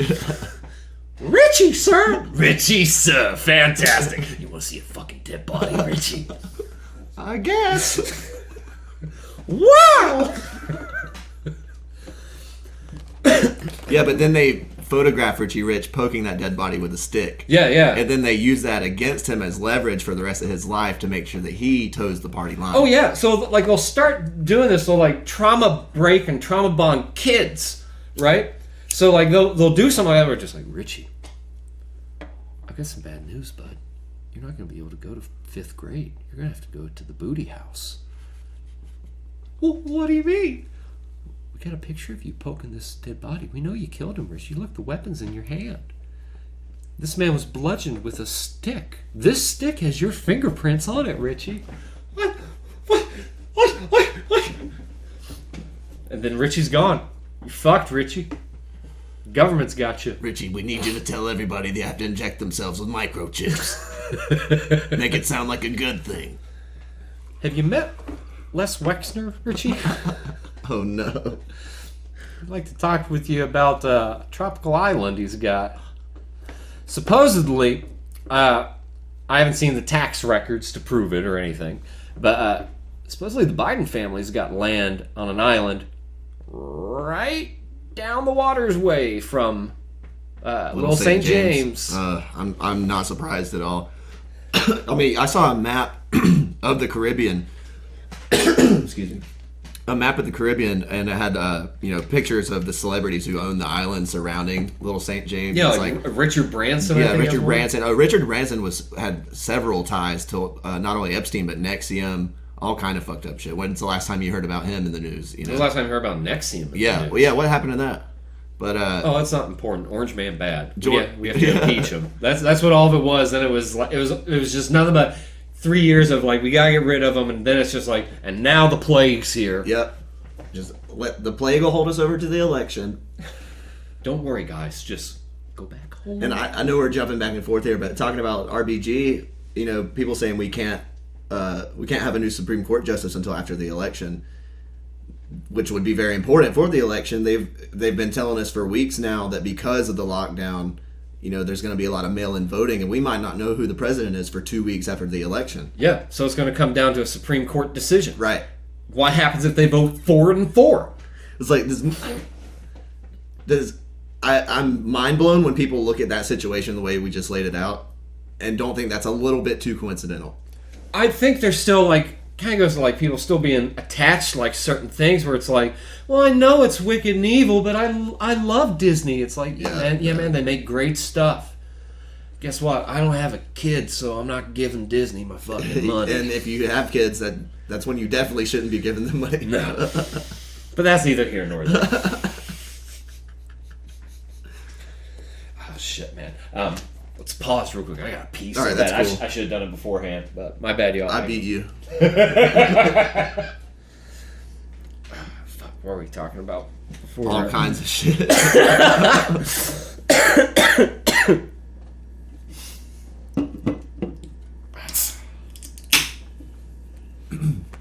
I know you kind of went there with the whole Tupac thing. If you want to get, because I know we had. Yeah, we were starting to get closer to like Laurel Canyon You were stuff. you did a very professional segue that I immediately derailed back into general conversation. Professionalism does not appear on this series very much at all. Let's say tactful segue into what we've been not talking about for the past hour. It's pretty wild, right? Sometimes like that stream of consciousness that you'll catch on to will just be like this is exactly what you need to say. Yeah. And it's just like, my God, brain, how did you fucking... You somehow threaded the needle from hurricanes to Tupac. Well, we got off of like Ruth Bader Ginsburg and 1984. Yeah. The Orwellian stuff kind of frightens me.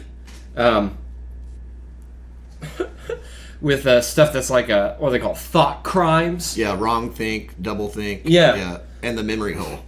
A lot of people don't realize the memory hole comes from 1984. What is that? The memory hole is when the Ministry of Truth would actively change history. We've always been at war with Eurasia. Stuff like that. It's better to be happy than be free. Well, ignorance. Bill of Rights, isn't that one of them? And they have a 3-part. Yeah, probably. It's been so long since I read it. I need to reread it. But their 3-part motto of the party is what they call the government. The party is ignorance is bliss, or I gotta reread it. But yeah, ignorance is strength, I think. Anyway, the memory hole. Whenever they change a piece of history or they deperson somebody who's committed crimes against the party, they completely erase them from history, and then all their documents that would prove that historical event or that person existed gets basically incinerated in what they call the memory hole. Jesus. Yeah. Well, I mean, that's essentially what worries me, that if we are going to this technocratic nightmare, which kind of seems that no matter who wins this election, it seems like the Trump administration and the Biden administration are just like gung ho. Yeah. Like that's one of my, I guess, bigger qualms I'll have with Trump supporters. It's not on like the rhetoric or anything, but it's like, well, bro, if you just look into like what they're doing with like the AI and the security and surveillance state. Oh yeah. And like that's like the tracking stuff. Like the president even like brags about it. It's like nobody else could get it done. I got it done. Everybody else is talk. The technocracy is what they call it. Yeah. And it's funny. It's like left or right, Republican, Democrat, anybody, doesn't matter. They're all progressing towards this technocratic, oligarchy, aristocracy. Yeah. So the only way I guess I find any comfort in it is because as we tiptoe towards the future, Right. there's going to be a lot of crises and a lot of unprepared events along with staged events that are going to occur, right? So you want to kind of look at who do you want for the time being to have more say-so in managing how we get there. Right. Neither choice, none of the choices, none of them are good. Mm-hmm. But somehow it needs to be done because if you don't do it, somebody else is going to vote. Like it's still going to happen. Oh, yeah, you know what I mean? Yeah. So, I've struggled with this for a long time because you asked me 10 years ago, maybe let's say 5 or 6 years ago. If you had asked me about voting, I'd say what I said for a long time. If voting made a difference, it would be illegal. And I still struggle. I mean, I still struggle with it. You know, the responsibility of having a say-so in the direction of your community, versus the idea that, you know, presidents are selected, not elected, and you know that. I mean, back to the Bush Gore election in 2000. That was a perfect example of. I mean, yeah, those votes didn't really matter. no. But every election is the most important election in history, and you better fucking vote, you piece of shit. I think I'm gonna vote this year. Are you? Yeah, I'm thinking about it. I'm thinking. I mean, I'm just gonna say I'm gonna vote for Trump. Are you? Yeah, I think so. And it's like I sat out the last election. I didn't like Trump. And I definitely didn't like Hillary. And I was she's a sweet lady, an I was- American hero. I was actually really surprised when Trump won, you know, because I had already decided, no, the establishment candidate is always going to win, you know, and so that was a big fuck you to that, you know, train of thought, unless Trump is a double secret, you know. Well, there's different establishments, right? Right. So, like, what I'm not decided yet for 2020. I'll go ahead and tell you right now, I'm not voting for a Democrat. My We need to get Kanye on the ballot. my vote is still up for sale, but I think there's too many bootlickers in the DNC. I think they have a history of going back to slavery that shows just how they value people, and I mean that as far as loosely as I can Right. possibly Yeah. mean it. Well, you look at the There is still Joe Jorgensen, I know, but that's not even my rationale. Haven't seen the debates yet. I'm not going to decide anything until I see the debates. However, to your point, I'll say this, and this will be the first time I've said this on the podcast. That's the first time I've said that publicly, that I've even been thinking about voting for Trump.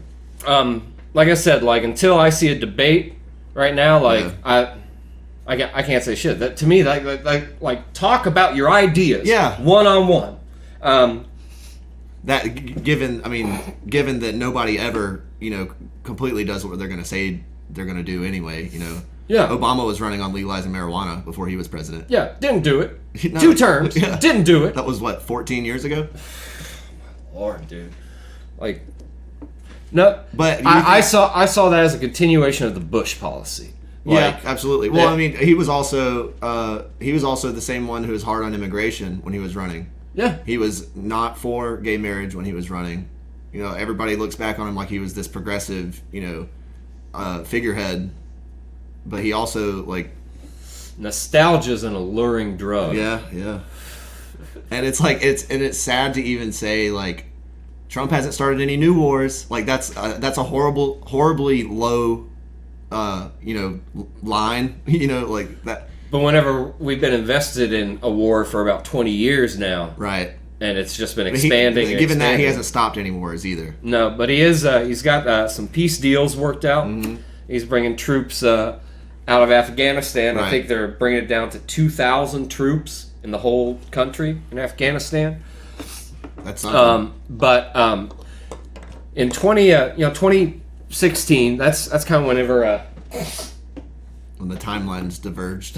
that's when I took my next step to conspiracy. So like I like stuff like 9/11, aliens, JFK, immortal technique. Yeah. Like I was already into it as far as like this is cool. Yeah. Like learning like stuff that like not a lot of people talk about, or even just like the thought experiments. But I think it's a natural extension of a punk rock mindset. You know what I mean? Like a they're fucking lying to us, man. Yeah.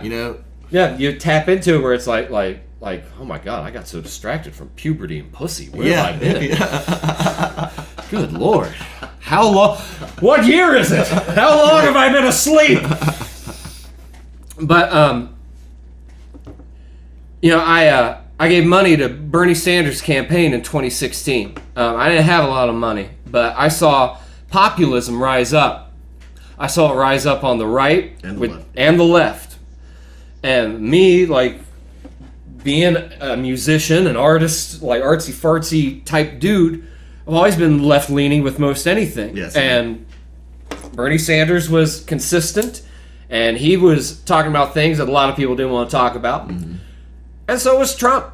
Like, to his credit, I mean, he's still an asshole. I'm not gonna. I don't think anybody would try to say like you know what? He actually says some really kind words. I'm like that. I'm not saying anything about him being an asshole to you. I'm just saying that's his character. Yeah. You know what I mean?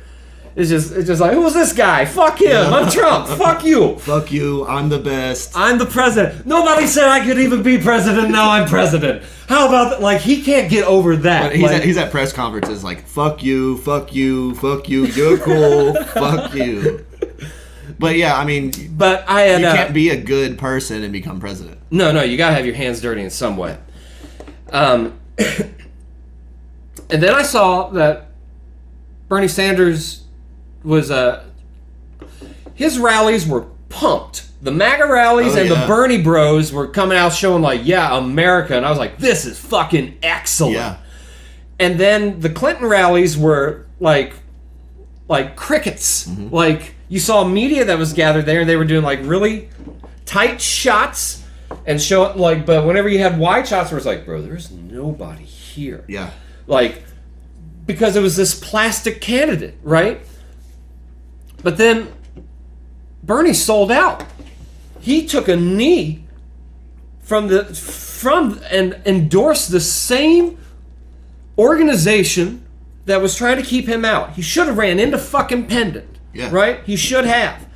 Well, there's a good argument that he would have lost independent too. Doesn't matter about that, Bernie. Think about what you could have done. The stance he should have taken. He would have shown that a third party is a viable candidate. You don't mean from the beginning. You mean when he lost he didn't get the nomination, he should have run independent then. Well, he conceded. Right. Like, after all the trickery and all the super delegate bullshit. He got a lot of $27 donations too. But like, I saw integrity with him until then. Mm-hmm. And then he's endorsing this fucking woman that's connected to like this pedophile club. Yep. And like this human trafficking ring and a body count associated. The rumors of that, it's not some Donald Trump hashtag or anything. This goes back to the 90s. Like, JFK Jr. was like writing about the Clinton body count. Like, in her words, it's a vast right-wing conspiracy. yeah, everybody's right wing. That's the thing that the left wing says. It's just like, well, anything that disagrees with like the fringe, the power structure that be, well, they can't critique us. Otherwise, it's just a right wing critique. Well, just like, I was gonna bring up Tulsi Gabbard because We can unpack her. well, I really like her. You know what I mean? Like everything she said, I was like, yeah, I can get behind that. You know, she fought in the war. She was, she's anti-war now. So it's like, yeah, I can get behind that 100%. And they kind of took her out, threw her under the bus. Yeah, they didn't let her debate on more than one occasion. Well, and now she's the only politician I've seen that has any kind of, credibility on the scene right now who's come out against cuties. Yeah, no joke. Or at least to show that, this is not a wing issue here. But and that's what reminded me of that on two fronts was that all the media articles coming out about cuties is either how it's stunning and brave, or it's a right wing movement to stop it.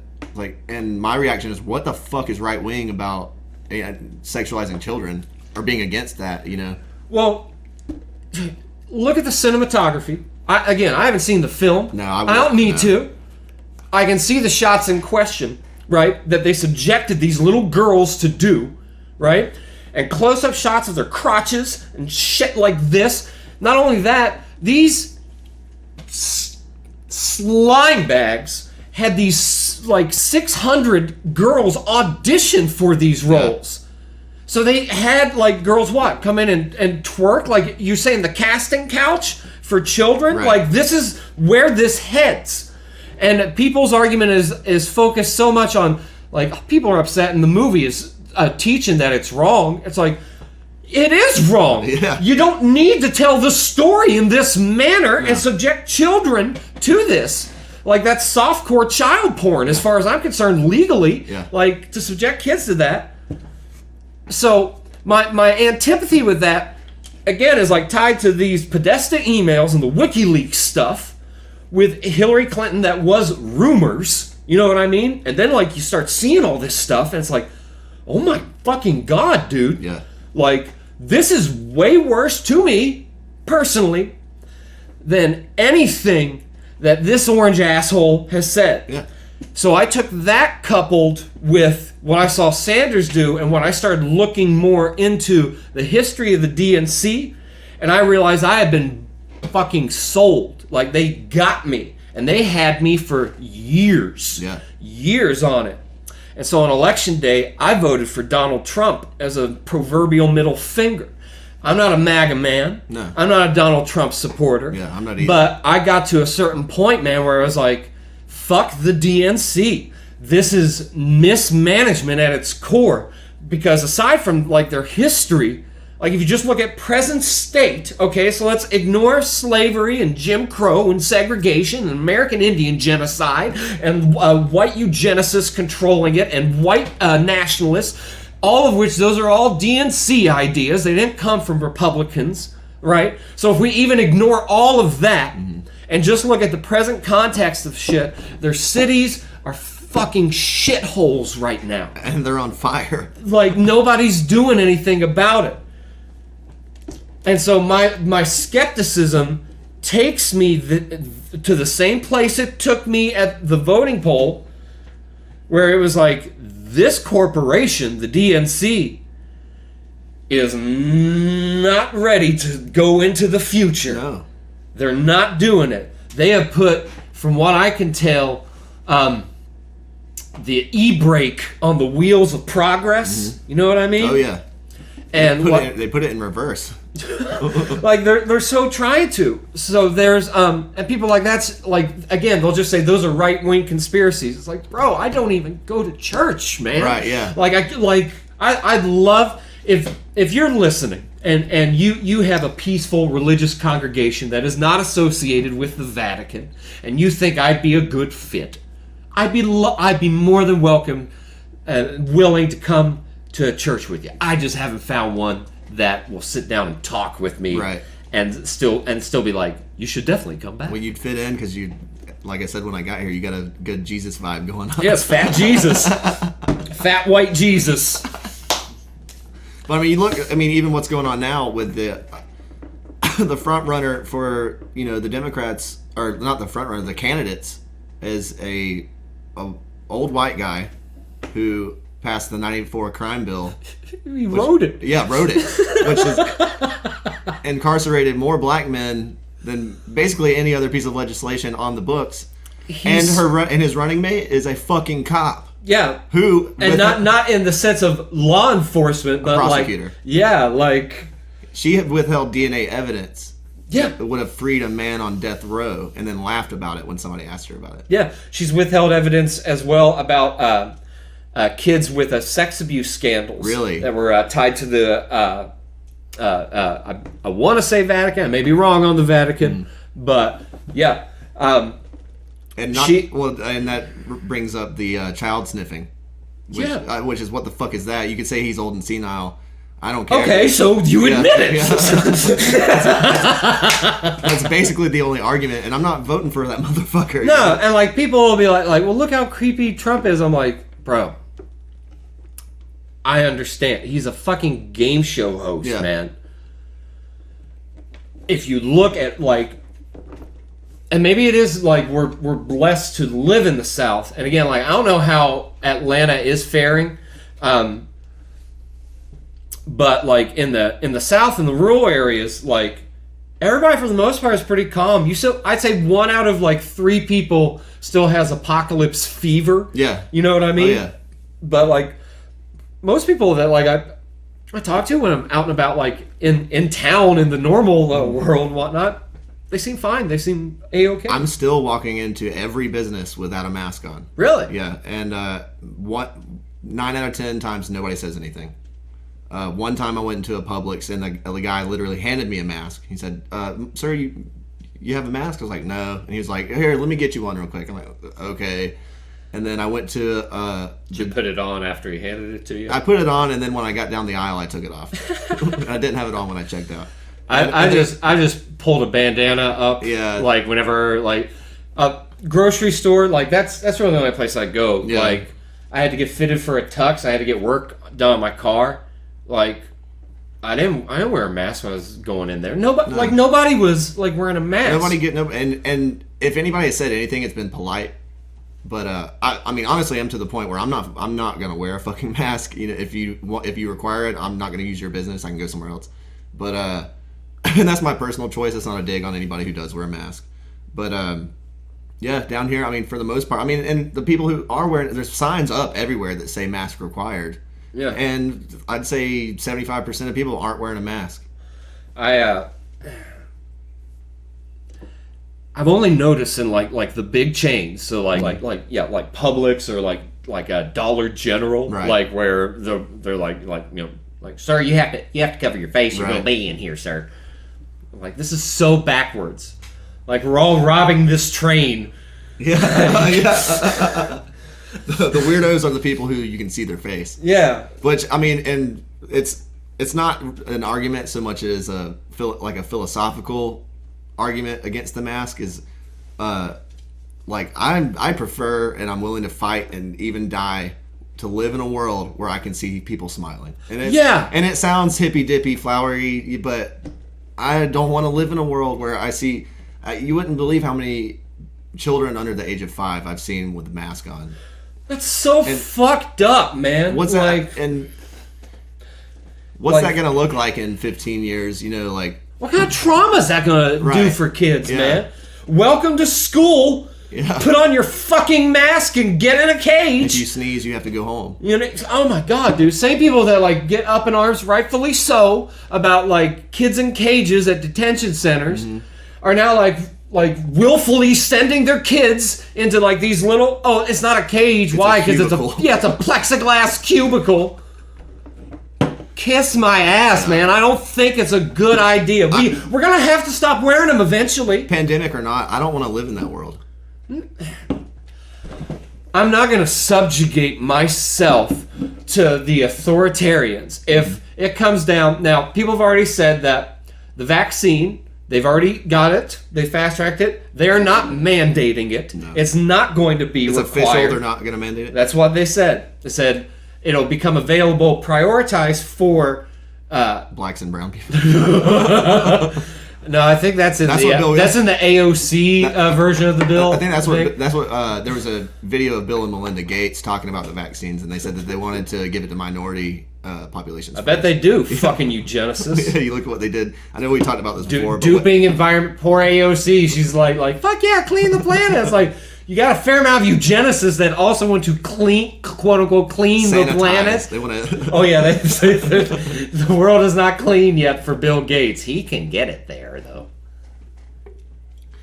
We can really get down the numbers if we do really good with vaccines. I know my husband isn't planning to microchip anybody because he's never even talked about it before.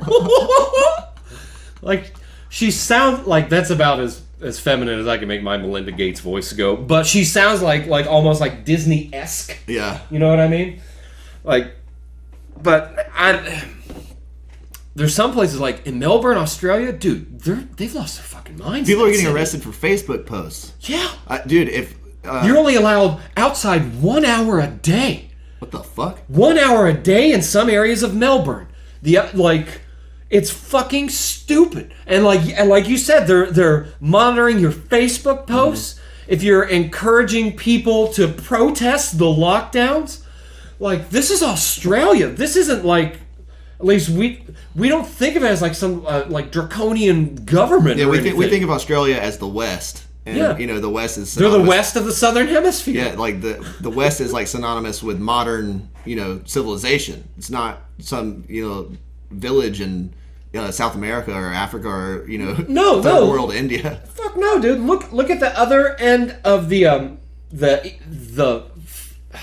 far eastern part of the world, right? Where Australia is, and you've got like Japan right up there. Yeah. Who is just like I don't know what you guys are all the fusses about, fellas. Like Japan and I think like Sweden and another country are just like, hey guys, I'm not sure if you guys need anything. Yeah. We're getting back to business. We're chilling.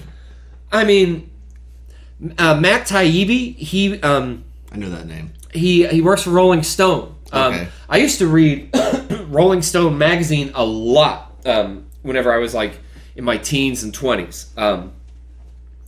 and I could get music information and political content, updates in the world from a liberal like cool like publication that was like had a mainstream push and whatnot. And he was one of the writers for him, but he wrote a piece not too long ago about. He likened it to the cognitive dissonance to the hydroxychloroquine effect. Yeah. That, like, because Trump said something encouraging about it, even though he was only, like, partially correct, because he's not a doctor, what he's talking about, but it turned out to show, like, successful results with it. But that's still, according to like fact checkers, it's not 100% proven yet, guys. They had that one news story of that one couple who like drank their aquarium cleaner or something like that. That happened to have some kind of derivative of the same type or the same family. Yes, I remember that news story. And that's where and then Trump also mentioned I can't remember the words he used, but it got spun into injecting yourself with bleach. Yeah. And it's like, like you said, he's not a fucking doctor. He doesn't know exactly what he's talking about. If you're looking for eloquence of Barack Obama, Bill Clinton, you're not going to find it in the delivery of Donald Trump's rhetoric. But it's just like we were talking about with Alex Jones. He says it in a weird fucking way, but if you like... You know what he's talking about. Yeah, it's like... Alex Jones was right about the gay frogs. He just used the wrong vernacular. Yeah. You know? But he was right about the animal-human hybrids as well. Well, I mean, technically, chimeras can and do exist, you know. Yeah. But so with the hydroxychloroquine, gin and tonic is it's a popular drink now. It actually originated in the British military. Because because the tonic water contains a chemical called quinine, and hydroxychloroquine is like a derivative of that or something. Yeah, okay. I'm not rhetorically. I know the words. I see what you're talking about. I'm not a chemist or a doctor. I don't know what the fuck I'm talking about. But the British military used to require that their soldiers drank gin and tonics, not to get drunk, but it was actually a prophylactic for health reasons. Right. Hydroxychloroquine is a drug used for malaria that's been used for years to treat malaria. And apparently, I just heard this, I haven't confirmed this, but if you get diagnosed with lupus, you have to take hydroxychloroquine for the rest of your life. And so Because of your weakened immune system. I guess I don't really know. And like I said, I just heard that tangentially. But if people with lupus have to take it for the rest of their life, how is somebody who gets coronavirus, which is another word for the common cold, gonna die taking it for 2 weeks? Yeah. Well, everything I've seen, It just doesn't follow logically. everything I've seen is that, like you said, when it's used like prophylactically as a preventative measure, Right. in the early onset of it, it works. What doesn't work apparently is like in the late stages of it, where it's Right. already too late for them. It doesn't work then. Right. You know, there's. But it's not poison. No, it's not poison. It's I guess if you don't need it, like, and maybe you have some rare condition that would affect it. Again, I don't have a degree in this. I can't. Oh, yeah. I can't speak on it. But We're both just working off of what they're telling us. yeah, like it's this is why like this notion of like an Orwellian state and politicizing everything and like wrong think and like double speak and all these things are like kind of frightening how commonplace it is, Yeah. like nowadays. But I mean, they'll even say like mantras like we believe in science. It's like you don't though. Yeah. Like you believe in your conclusions and the dogma of your institutional theories. Like that's what they believe. That's scientism. Like science is all about objectivity. Right. And you know, like Well, people like to say the science is settled on certain subjects. yet people that are in established institutions where the theory has not been challenged nor debunked yet. They like to hang on to that, right? Well, saying the science saying that the science is settled on a subject is in itself anti-science, because science is 100%. science is a constantly self-correcting philosophy. Oh God, It's. choked on deliciousness. Sorry, it's grape and appleberry. I was wondering, is that 2 at a time? It is. I like to get spit roasted by my vapes. Double up your nicotine. Yeah, I've got 2 in my butthole as well. So every time I like flex in the chair, Oh no! that's neither here nor there. Sorry. Eiffel Towering yourself. I get wild in these woods. Hey, what were you saying? I'm sorry. What the fuck was I saying? Oh man. Hydroxychloroquine. Yeah, okay, there we go. I was gonna say, I know the train didn't stop. We could always stop and rewind. Yeah. Actually, can you pause for a second? For real? Yeah. I need to run outside real quick. Oh yeah, totally. I No, realized I've been grinding. after the incredibly enjoyable pee I just had, we had completely gotten off topic because we talked about how off the rails we got, but there's a nice segue to Laurel Canyon, and then we got completely Off the rails again.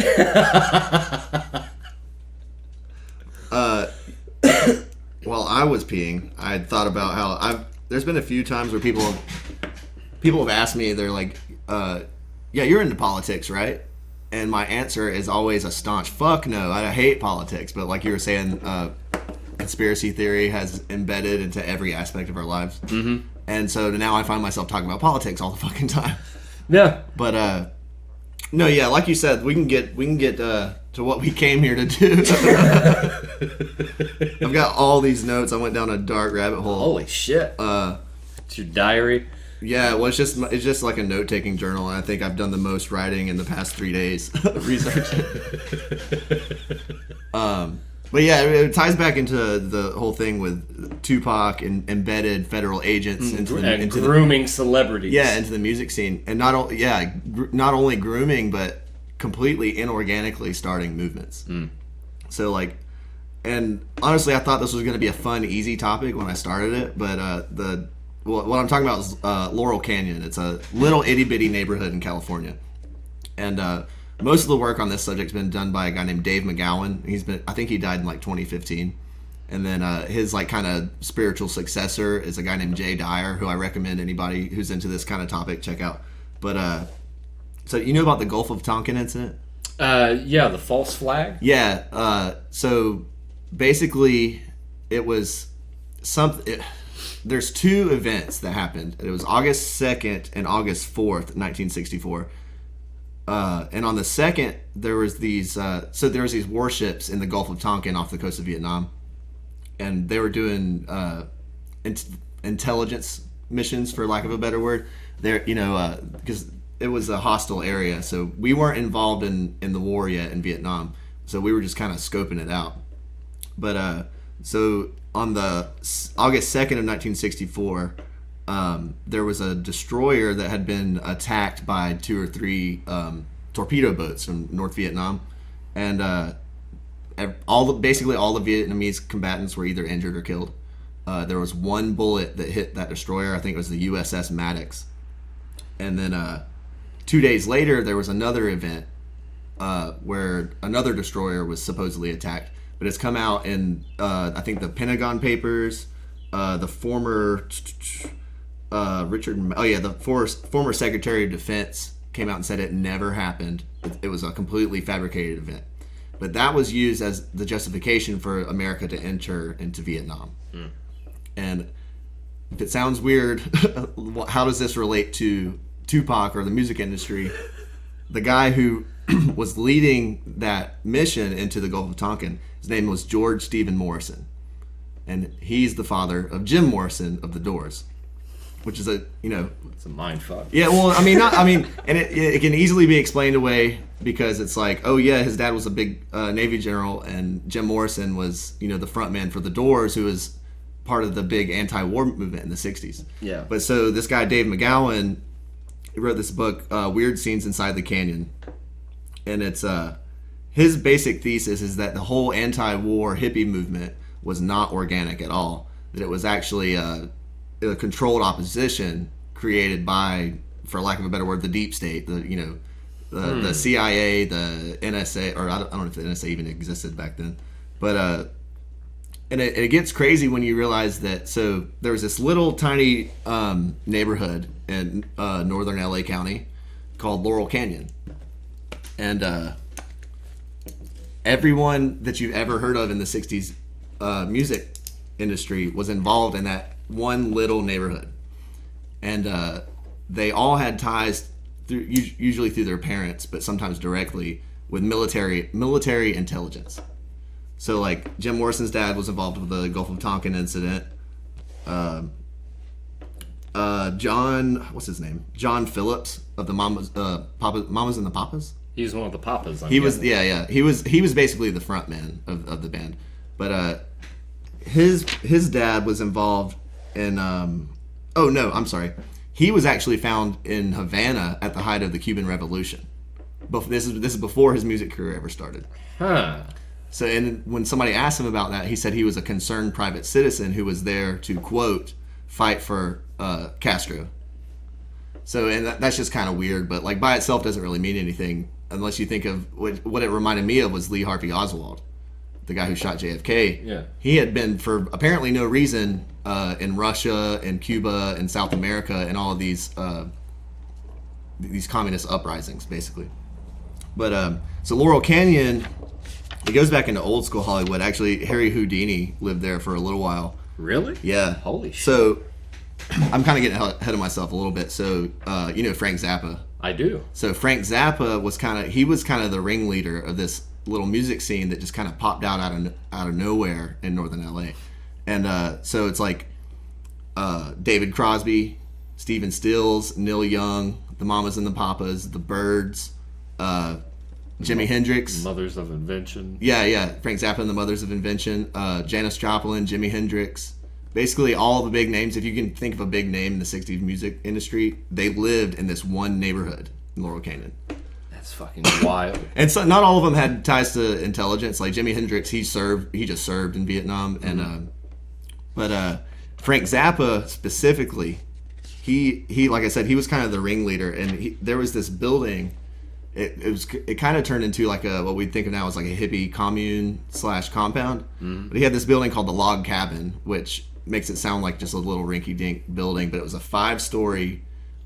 I don't know if mansion's the right word. It was a big ass house, but a 2,000 square foot living room. Holy fuck. Yeah, and so he was kind of. Is that even a house? Yeah, right. Somewhere like I don't know, compound, mansion is the right word. They found a way to bring the world of nesting dolls and mansions into one, Yeah. and they just bring a house inside of the house. Right. Like, So this house. the guest house in the living room. Then you walk in the front door, and it's like this giant like wooden floor of this like 5-story house, and then there's a 2-story house in the corner of the living room. They had chandeliers, gigantic chandeliers hanging from the ceiling, a huge fireplace that went floor to ceiling, and who knows how high the ceilings were on the first floor. But so this was like kind of the center of the Laurel Canyon scene, and anybody who was anybody would hang out there. The Manson family hung out there. George Harrison hung out there. Tim Leary, the admitted Dr. LSD himself. Yeah, the big proponent for LSD, and also admittedly connected to the CIA. But so Frank Zappa, his dad, where is it? His dad worked at a place called the Edgewood Arsenal in Maryland, and that's where Frank grew up at. But his dad, Francis, he worked for. It was basically a biological weapons lab. And let's see. Yeah, okay, so the Edgewood Arsenal is part of the Aberdeen Proving Ground in Maryland, and they produce natural gas, chloroprysin, and phosgene shells for World War I from 1917 to 1918. But later in 1948, they started doing human experiments with biological compounds. And the way they were building these shells full of, basically like phosphorus rounds. Mm-hmm. And they noticed psychological reactions on the technicians who were working on them. And so that sparked research into human experiments with these psychological compounds.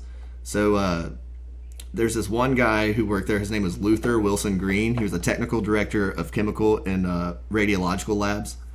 And he started the search for what he called a novel psychoactive compound that would induce psychological effects of nerve gas without killing them. And he wrote a book called Psychochemical Warfare, A New Concept of War. And this is a quote from that book. Throughout recorded history, wars have been characterized by death, human misery, and the destruction of property, each major conflict being more catastrophic than the one preceding it. I am convinced that it is possible, by techniques of psychochemical warfare, to conquer an enemy without the wholesale killing of his people or the mass destruction of his property. So they started human experiments with all kinds of fucked up compounds. They were experimenting with LSD. Yeah, I know. In part of those experiments, they were trying to find a truth serum as well. Right. Well, it actually kind of wraps around the MK Ultra program, which a lot of people think is like tinfoil hat, crazy shit, but it's not. It's all declassified. It's like actual programs you can look up the papers for. Let me see. I've got a list of the compounds that they were using here. Yeah, here we go. 254 chemical substances tested on over 700 soldier, quote-unquote, volunteers. They were using mescaline, LSD, mustard gas, benzodiazepines, scopolamine, organophosphorus pesticides, sarin gas, PCP, riot control compounds, alcohol, and coffee. Good Lord. And they also did some visual studies and sleep deprivation studies. 7,000 soldiers. Many of the doctors, the physicians, and scientists that they used in these studies were former Nazi. From a paperclip. Operation Paperclip. Yeah. And then another one I encourage people to look into, because that has you'll find that NASA is basically started by Nazis and black magicians. If you look into that. Yeah, man. There was some meeting that took place of like world powers, and someone had asked the Americans like why don't you guys have a space propaganda? Like all of our countries, like we have. It was same stuff. They took a notion from what archaic civilizations did with the gods and the cosmos, right? Oh yeah. They could say like Halley's comets come back around and like, oh, see, I told you, God's pissed off. Right. Yeah. All right, everybody relinquish your wives and give them over to the elders of the tribe. Yeah. But sir, you're the elder of the tribe. I know. It's a tough job. Somebody's got to do it. Oh my God, I don't want to do it, Tony. That's why you're gonna have to be first. I'm not married. I know. It's got to be me and you then. Sorry, Tone. Rules is rules. So basically, that's Frank Zappa's dad. He was involved in all that kind of shit. And then at some point they moved to L.A., Lancaster, California, which is northern L.A. And he got involved with this. I didn't go too far into this dude because it was like I'd stumbled onto it like right before I came over here. But it's this guy named Vito Palakas. That's a name. So yeah, right. So he was this, and his partner Carl Franzoni, aka Captain Fuck.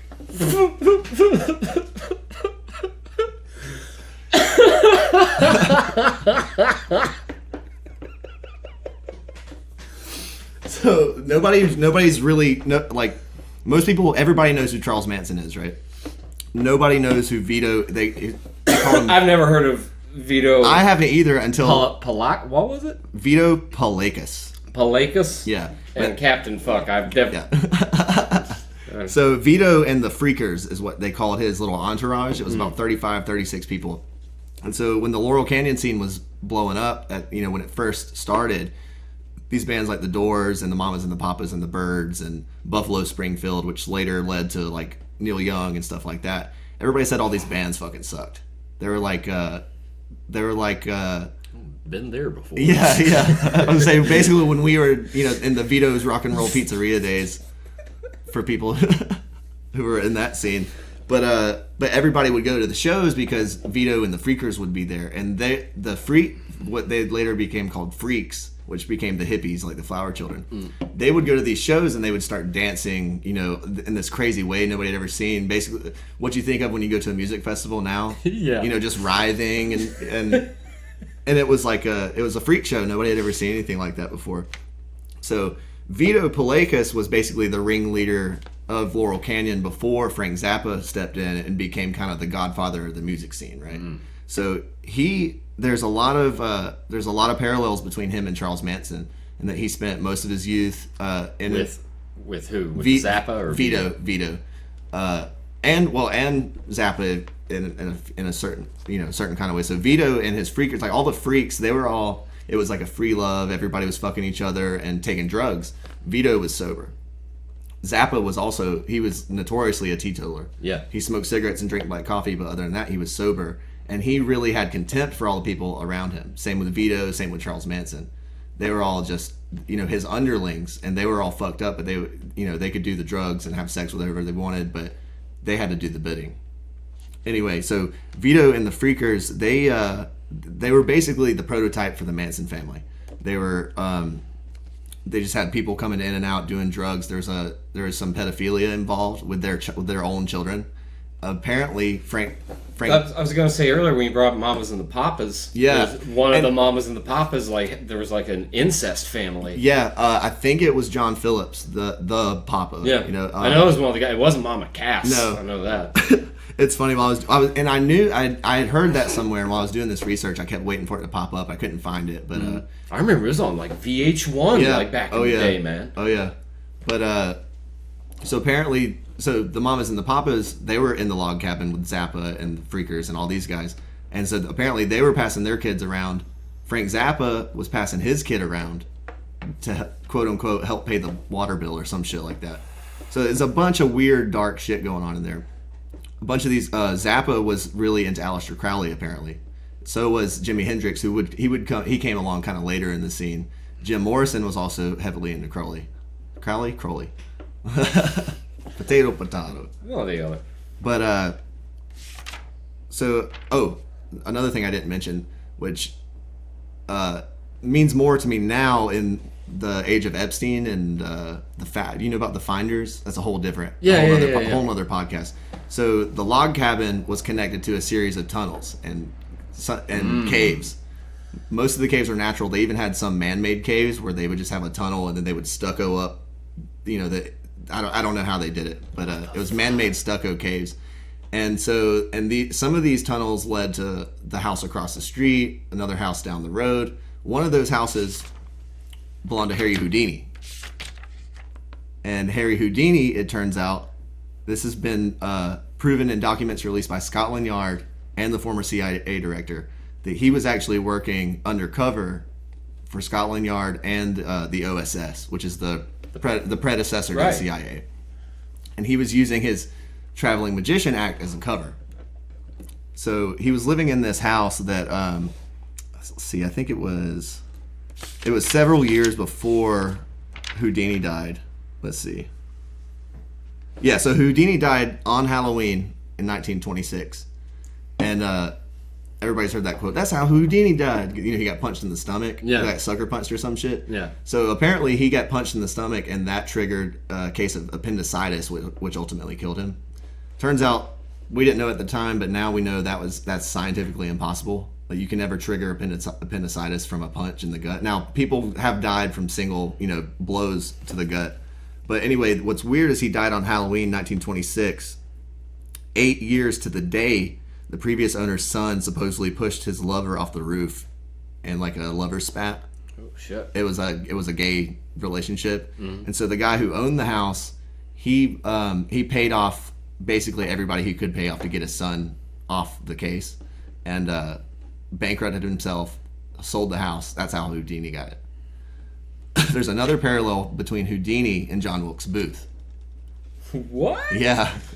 John Wilkes Booth, and I didn't have time to really dive deep into it, but so he was an actor, right? Yeah. That assassinated Lincoln. He was using his traveling actor persona as a cover. Yeah, for the Black Hand. I think it's a terrorist group that he worked for. So it was something like that. It was some kind of like underground cell of anarchists, I think. Right. So that I lost my train. Oh, so Houdini's house burned down 33 years to the day of his death. Now, so 8 years before Houdini died, the gay dude got pushed off the roof on Halloween. Houdini died on Halloween. 33 years after Houdini died, his house burned down the day of. 22 years later, to the day on Halloween, the log cabin, the center of this Laurel Canyon scene, burned to the ground. Huh. And that's not the only. There was like 4 or 5 other cases of houses burning down in the neighborhood, and I couldn't document all of it. Huh. So a couple miles west of Laurel Canyon was where the Cielo Drive murders happened, with the Manson family killed the Tate LaBianca murders. Right. There was another similar, just as violent murder that happened just down the road from the log cabin.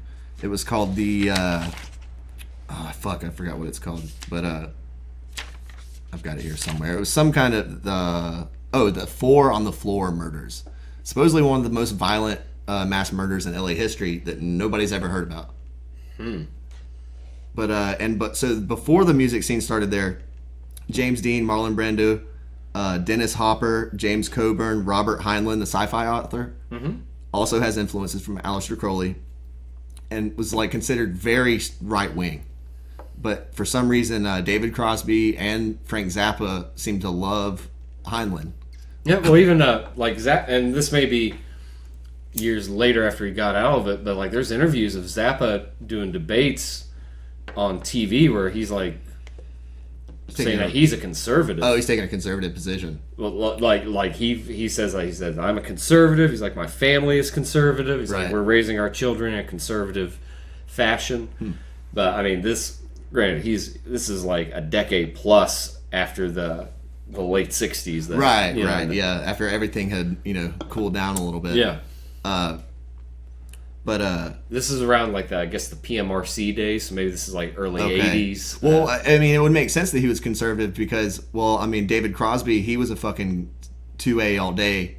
He was infamous for always packing heat. Yeah. He went to jail one time for like shooting at a guy in anger. You know what I mean? Like, so and John Phillips with Mamas and the Papas, also notorious for being just like authoritarian. Zappo too, authoritarian, super short tempered.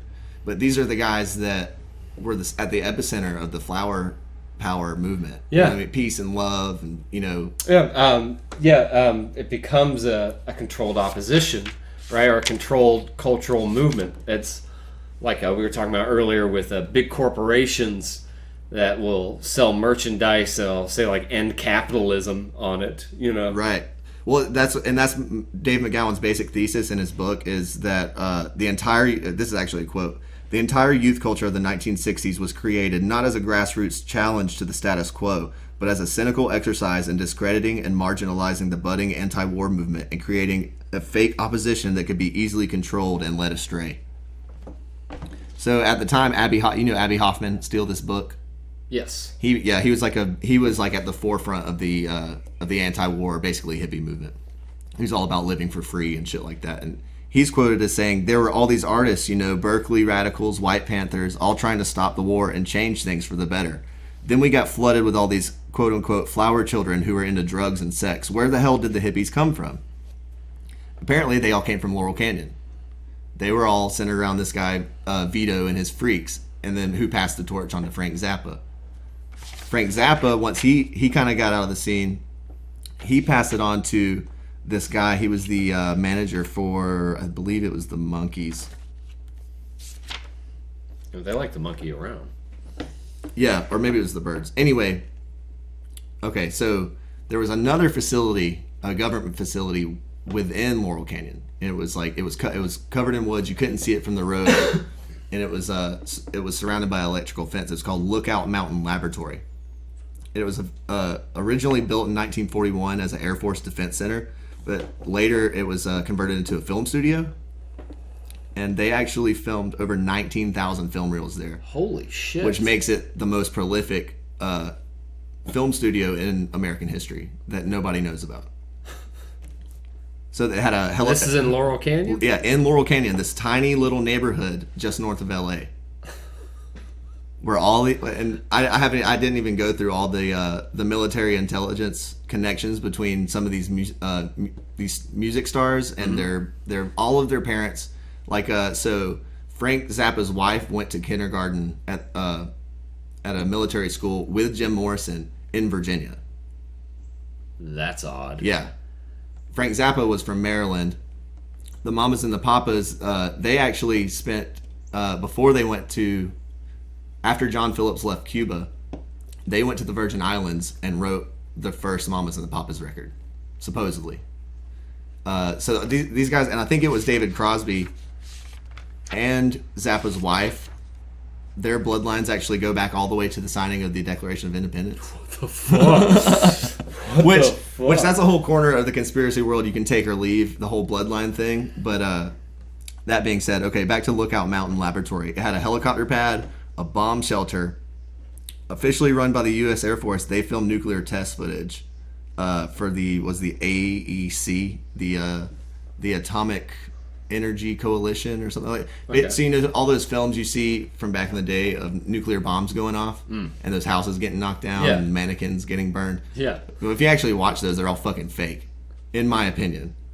But because if you're gonna blow up a house with an atomic bomb, how are you gonna put a camera inside it and then retrieve the footage from the camera? That's a good point. Anyway, you can argue that both ways, but I've heard. I haven't looked into it like hardly at all. I know some folks on the Tinfoil Hat Discord. yeah, They've talked about there's like a debate if nuclear weapons are really even a thing. yeah, That like they're the explosion's real, obviously, but that the concept behind it of like isolating an atom or something to that degree, Right. that like it's never been done. yeah. But there's a pretty strong argument that Hiroshima and Nagasaki were actually just firebombed, there was an actual international moratorium on reporting on the bombings for, I can't remember, it was several years. Holy shit, There was, I didn't know that. There was one guy who was allowed to report on it. Literally one person in the entire world could write a news article about Hiroshima and Nagasaki. Everybody knew that Anderson Cooper. Everybody knew that everybody knew that it happened. Anderson Cooper, who is part of Operation Mockingbird, Yeah. and It's Vanderbilt. is literally a CIA agent, Yeah. and that's public knowledge. Yeah. Nobody cares. Nobody cares, Nobody cares. Like, yeah, but he's handsome. and he's gay, so that's progressive. Yeah.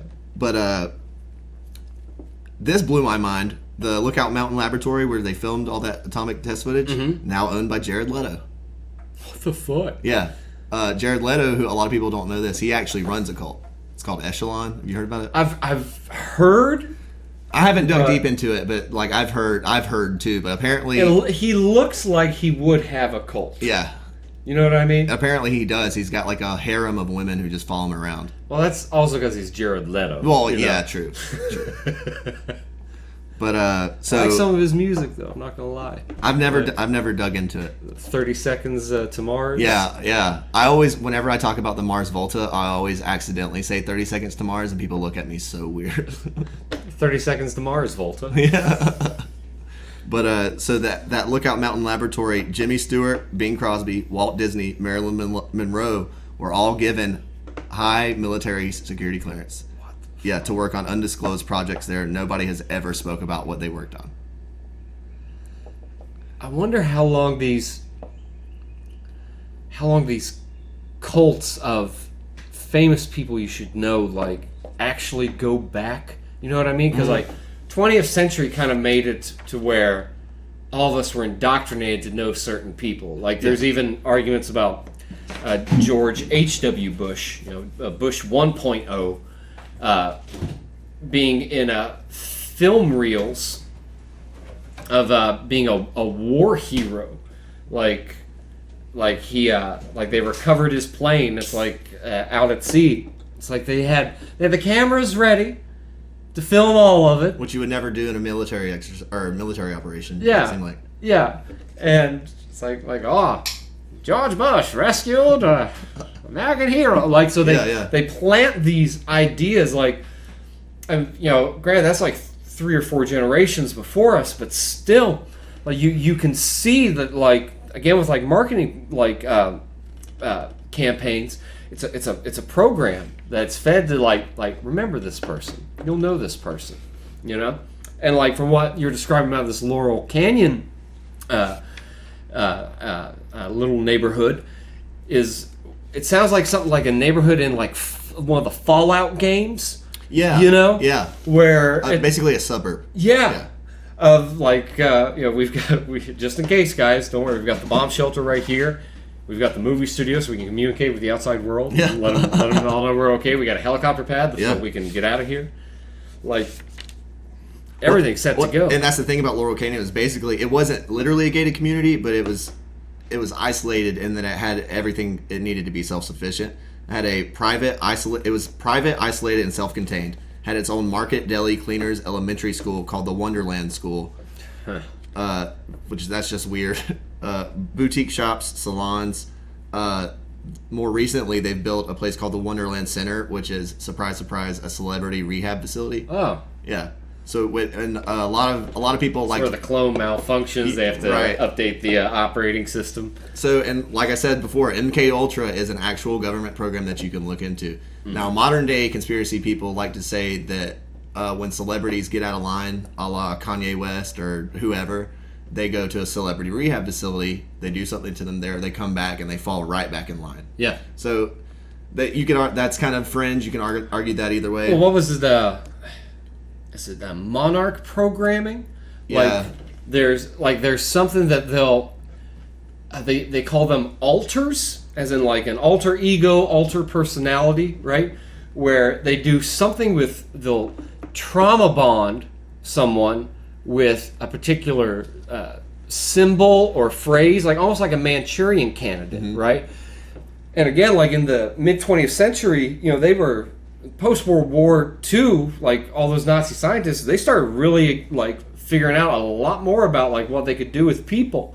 So what this like Laurel Canyon, and one thing that I find fascinating about it is that you have this pocket of people that are so influential, and they're connected with the drug state of the counterculture movement of the late 60s, which is, with the influence that music scene caused, you could see them running some sort of operation where they're trying to see how the public is going to react under influence, right. in particular with psychoactive drugs involved as well. Right. And like you said, like it's totally plausible, whoever that guy was, about saying that it's a way to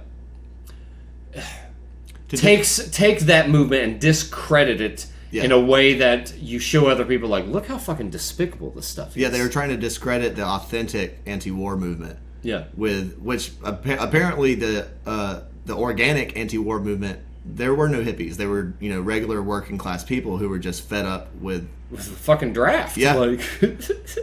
And when we think about the hippie movement, we just think, oh, the 60s, you know what I mean? But none of this actually even started until 1966.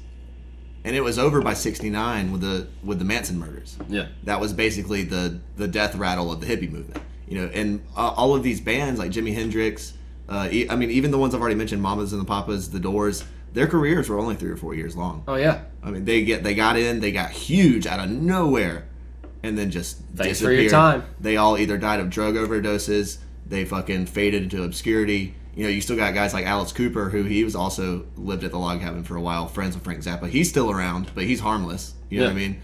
So they're defanged or they're dead. Yeah. You see that a lot with, I guess now would be like the, modern day like pop stars. You know what I mean? Like it was like Juice WRLD. There was something. Somebody had posted on Instagram of him like doing some sort of like fire ceremony out on the beach, being like, I'm about to go sell my soul.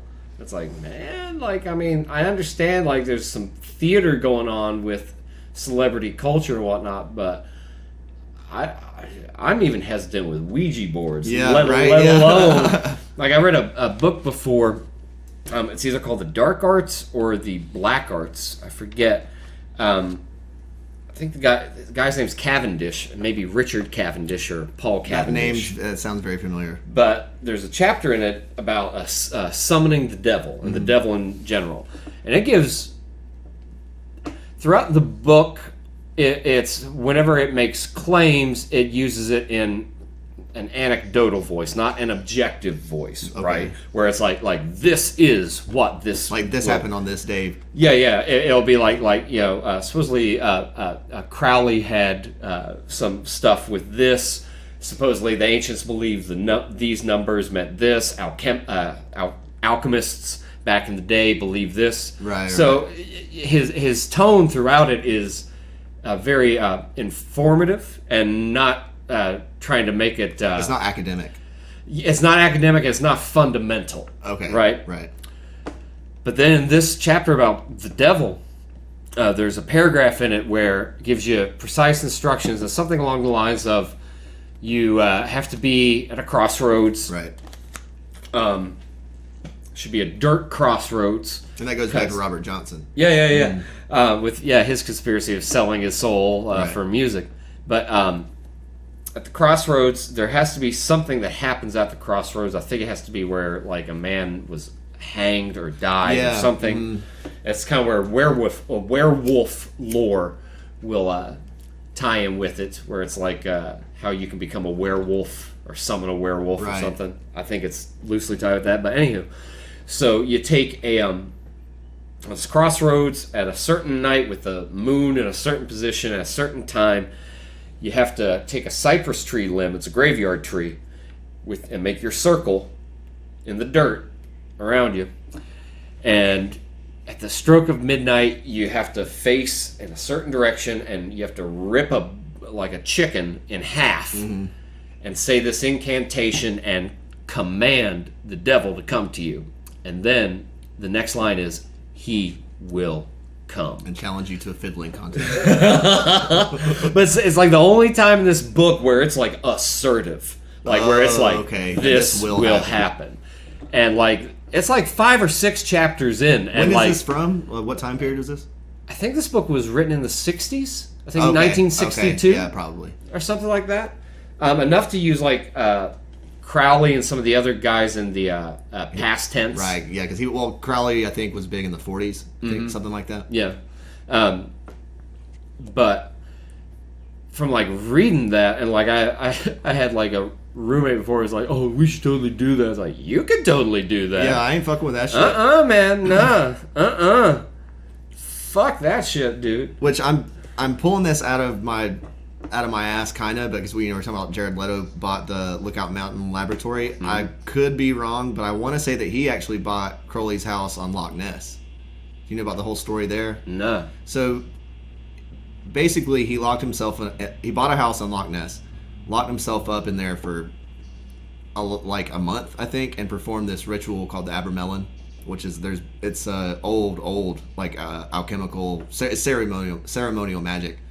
Basically, just like jerked off for 30 days until he was in a coma to perform some kind of ritual. But as far as I know, Jared Leto owns that house as well. It's so odd. I think it's Trent Reznor owns the Tate house or the Manson house. That sounds right. Yeah. What are the other ones? Well, the Tate LaBianca murders happened in that house that I was talking about on Yeah. Cielo Drive. The Manson house, the Tate LaBianca. Yeah. Well, they were down the road from each other, weren't they? Like the Manson compound and where. So the Mansons lived on something ranch. I can't remember what it's called. It's escaping me right now. But no, it wasn't far away. But it makes sense that like the whole it's weird. It's like this whole Laurel Canyon scene is like the Venn diagram of military intelligence and black magic, like kind of meet in the middle. It's fucking insane. But so like you know Kenneth Anger? I don't think so. He was basically an avant-garde filmmaker in the 60s. He filmed a guy jerking off in a cabin for 30 right. days, called it art. Right, yeah, basically. If you don't like his new film, you're just racist and close-minded. That's all it is. We're murdering chickens to show you that murdering chickens is wrong. So woke. But so he was heavily influenced by Aleister Crowley. He also hung out at a log cabin and was close with Vito Palakas and the Freakers. His name's Kevin Anger? Kenneth Anger. Kenneth Anger. And so, like, Vito's son, his name was Godot, Godot, or God. I don't know how you pronounce it. They all had weird fucking names. But so he actually died in the log cabin. And the stories differ how old he was. He was somewhere between 2 and 5. Holy shit. But it's all anecdotal. There's different sources tell different information. But basically, he died somewhere between the age 2 and 5 while there was a party going on in the log cabin. Some people say that Vito gave him acid, but eventually it ended him with either falling off the roof, falling through a skylight, or somehow he was dead. But had been heavily molested by all the members of the Freakers. Or not all, but he was, like I said, he was passed around between Kenneth Anger and all the people who were... And basically everyone I've named so far that was a big name in the 60s music scene partied at the log cabin, including George Harrison of the Beatles, Tim Leary, all those guys. I looked a little bit at the Paul is Dead That's conspiracy. That's a fun one. The Billy Shears one. I'm still kind of shrugging on that. I had found one, it was like a radio interview, and you could tell this guy was like amped to talk to this lady. Yeah. That she was like, she had written a book and everything. And it's like half an hour in, and I still haven't finished it. I probably will, maybe, I don't know. But it's like half an hour in, he's like, well, I don't mean to be a dick or anything, but you're not really selling me on this, yeah. And I really like the Beatles, and this is like something I've really fascinated in, and I'm just not seeing it. And she's like, well, the evidence is there, and I know because I've seen it. It's like, well, what's the evidence? Well, if you look at the lyrics, I'm like, oh my god, yeah, bitch, this isn't evidence. No, that's not evidence. This is inference. Well, and especially when you involve backmasking, when you play the song backwards, and they're like, he died, Paul is dead, or whatever. Yeah. Well, They could just be fucking They're- with you they're- because they were superstars. They're like, hey man, everybody thinks you're dead. Oh, you know what we should do? We should say I'm dead on the record and then put it backwards so nobody hears it. Right. And then if somebody does play it backwards, they'll think I'm dead and it's a big conspiracy. Well, in interviews, they had already up to that point admitted that they were writing songs that meant nothing because their fans were obsessed with like over analyzing their lyrics. Yeah. To find the like what's I I am Am me the is Walrus. I am the walrus. Like that's the big one where they were like, this doesn't mean fucking anything. And then Cuckoo. and then later. I can't remember what song it was. He goes, and the walrus was Paul. You know what I mean? Glass Onion? Yeah. Here's another one for you all. The walrus was Paul. Yeah. It's like, here's another clue to the fucking wild goose chase we sent you on. Yeah. But the interesting thing, though, about the whole, they call it Fall McCartney. Yeah. Billy Shears. So he was in a car wreck, at about that time that supposedly the switch happened. Mm. But so after that, Paul McCartney started playing bass right-handed, even though he had, since the beginning of the Beatles, played left-handed. I know he switched hands. Yeah, he switched hands sometime later in their career. Like if you look at early videos of the Beatles, like in their bowl cut days, definitely playing left-handed. But if you look at Paul McCartney's solo stuff, he's always playing right-handed. Mm. And then there's that whole thing where the ears don't match up. That like I've heard that with a lot. like the Epstein thing. That was a big.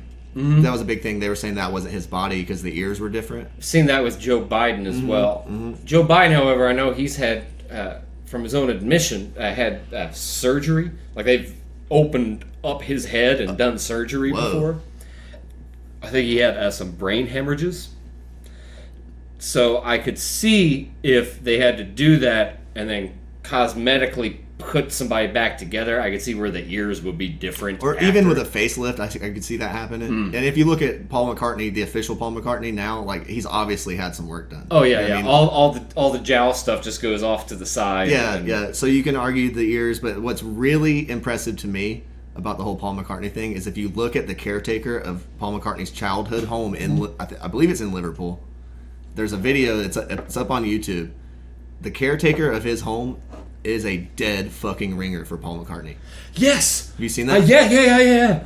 Like, especially like right from like the nose up. Yeah. Like where it's like He's holy got shit, he's man. got the cheeks and the eyes and the. I mean, of course, the accent's the same. He's from the same town. But Right. Even like, if you put him side by side, pre car crash and the caretaker. I mean, you could say that was the same person, his grandfather. You know what I mean? Like that is what that man naturally would turn into. Well, I mean, think about like Beatlemania back then. Anyway, man, like the world had never seen celebrity status. Oh like yeah. that. Like there's I don't know where it's at in the UK. Maybe it's in Scotland, but it's at some place where it's at a football game, at a soccer game, and the whole crowd is singing every word to "She Loves You." Like everybody in the stadium People are is passing out. like pissing themselves. no, the Beatles aren't even there. This is just the Oh. crowd singing a song that's popular. This is around the same time. Yeah, this is during Beatlemania in a stadium somewhere. Whoa. The crowd is just singing "She Loves You," and like not just the chorus, like they will at a stadium, Every where single word. we will rock you. No, like and the whole crowd like singing. It's beautifully like odd, like to see like that many people singing the same song together, and it's a pop song Yeah. as well. I don't think "Wet Ass Pussy" has the same appeal that "She Loves You" from the Beatles had. Or even a national anthem or a fight song. Yeah. Like the crowd, the mob mentality behind, like everybody gets up and puts their hand over the heart for the national anthem, Yeah. and some people sing along. Yeah, when Queen plays and Yeah, exactly. like everybody's just like, "Oh yeah, let's do it." And like these cats are singing the whole song. Yeah, And like you just see them and they're all just smiling and like waving back and forth. Like something incredibly profound about that. So think about it. I would say this kind of ties in with the Tupac and the Machiavellian stuff is, what if Paul wanted out? That's my conclusion. That's like what if Paul did want out? The other thing is, what if Paul did die and they're just like, hey guys, I know you're upset, but the Beatles can't end. You guys have contracts. Right. This is Billy Shears' fall, you guys can call him.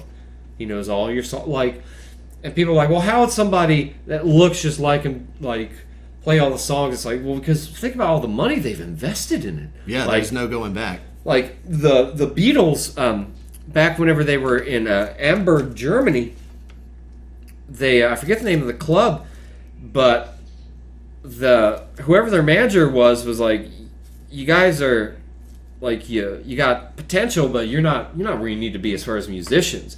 So they sent them to this club, and they played every night at this club in Hamburg, and they did that for a year, and they got really, really good. Yeah, super tight. Yeah, so I mean that's somebody who's done it before, where it's just like, hey guys, like and we only did once a week, but for like years, where it's just like every week, doesn't matter what's going on, you hang out with your band and you practice.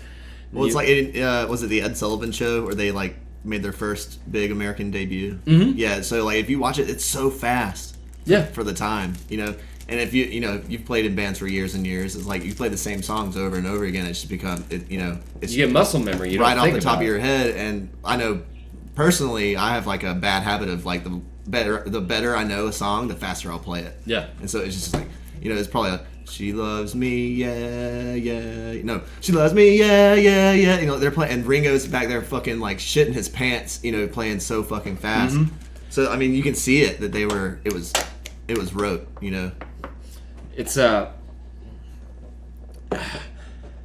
think John Lennon's definitely dead for sure. Yeah. Because I think that's it's a good counter to like the clone argument for like celebrities getting cloned, right? Is that like I wish that would go away.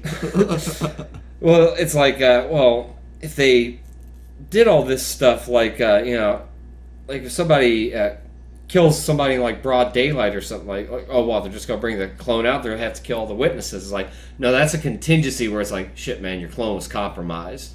You got to retire. Right. We're gonna send you elsewhere. Here's your money, and we're gonna make millions off of your martyrdom. Yeah. So I think that. Supposedly the clone stuff goes back to the Nazi scientists. Right. They figured out a way how to do it. Obviously, we can't clone life. I mean, Dolly the sheep. Oh yeah, clones exist for sure. Yeah. I always get turned off by the section of the conspiracy community who's like, Dave Chappelle's a clone, or Kanye's a clone. Or Kanye's a clone, or there was even a Twitter post going around in like the QAnon circles of they're gonna assassinate Donald Trump's clone live on TV so they can say he's dead. That. What the fuck are you talking about? Somebody had a follow up on one tweet I saw. It was like, "Don't worry, we have the president." Yeah. Like whenever it happens, don't buy into the fake news media. It's like, bro, this is literally fake news. Well, yeah, my whole thing is it's like, okay, yeah, sure, cloning exists. You can't clone a full grown adult on day one. What? So it's like I don't know. Maybe they can. Maybe they can. Maybe they I think if anything, the billionaires would have figured it out, and I think maybe because Trump comes from that circle and he's just like, no, I don't like these guys. I'm gonna come in here and just it's my shit show now. I'm in charge. Maybe he does have clones, and maybe that is how he can do so much like Santa Claus in one night. Like, you know what I mean? Like they take a cloned fetus and then put it in like a matrix incubator where they're like covered in goo and connected to wires, and then they speed age them. So I think it would be something akin to best illusion I can make is like a delay of public knowledge, right? So the internet, they had the ARPANET was in the 60s or 70s that they were already using. It wasn't until 2 decades later, the 90s, that like you had email and America Online, and then you started having like Netscape and independent web browsers that were like, you don't need AOL, you can go to the internet and find whatever you want. The World Wide Web. Yeah. Fuck, I forgot why I brought it up. Fuck. Clones. Clones. ARPANET. Oh, the delay of information. Oh, right? yeah. Yeah. So, Elon Musk and the Neuralink, right? Like, so now this is being presented as like we now have the technology, and Elon Musk is working on it to do this. If they're putting the idea out there, that means that somewhere they already have this technology locked absolutely. down. Well, like we were talking about with directed energy weapons. If they're just telling us about it, how long have they been working with that shit? Well, yeah, well, like to the point with like where they now say that like Russia and China have weaponized space. Yeah. They have directed energy weapons. It's like, okay, so the competitors now have the technology that we had how many years ago? Right, who you knows? You know Who what I knows? mean? Yeah. So, like, there's... With all the evils that the things like military industrial complexes can do, you still would want your team to maintain the top position, Yeah. like, on the planet. You know what I mean? Like... Yeah, they don't mention that we've had satellites with death rays since the 60s or whatever. You know? Right. Or like, yeah, like the weather modification stuff. Right. Right. Like, it goes back to the 60s, and even before that, like cloud seeding and, you know. That's old Pat now. Say what? That's old Pat, the cloud seeding. What's old Pat? Maybe I'm saying it wrong, but that's the old school shit. They're way beyond cloud seeding now. You know, like weaponized hurricanes, like we were talking about earlier. Oh, yeah. How about this one? Jimi Hendrix is Morgan Freeman. Huh. I wonder what would happen if you handed Morgan Freeman a guitar. I bet you he would probably play it right-handed and just be like, Yeah, I was gonna say Jimi Hendrix played I left-handed. don't know how to play the guitar. Actually, I can't remember. I don't have it straight in my head, but it's like I think Jimi Hendrix played left-handed on a right-handed guitar. yeah, he just flipped it. Or like he strung it upside down or something like that. But no, obviously I don't believe that. But that's a fun one because apparently their wives look exactly the same too, like aged. Really? Yeah. Saw something where like is it like Barbara Bush is supposedly Crowley's like bastard daughter or something? Yeah, that's right. That's something else these secret societies will do is like they'll interbreed with each well, they other. have their ceremonial magic sex orgies, and then bastard children are created, in those orgies, but they're still part of the bloodline, so they still get a job in the company. You know what I mean? They just say they're somebody else's kid. You know, everybody's fucking everybody in those circles. Count me the fuck out. Speaking of disastrous couples, so this Courtney and Kurt stuff. Thread that needle. So, whilst on the subject, before we start unpacking that, on the subject about clones, there's this guy that supposedly, his name is Donald Marshall. I know this guy. He has a website. It's called DonaldMarshallRevolution.com. He's a clone, according to him. And he has supposedly, he's a supposed clone whistleblower that says that... He blows whistles. It says that they do REM consciousness transfers,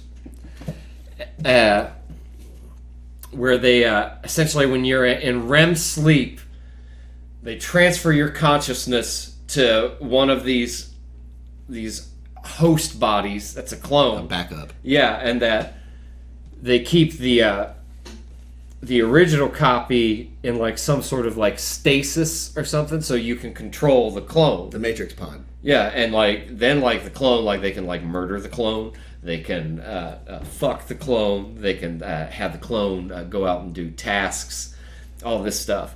Now, if you think that's odd, Donald also claims that he has written the following songs that the music industry has stolen from him.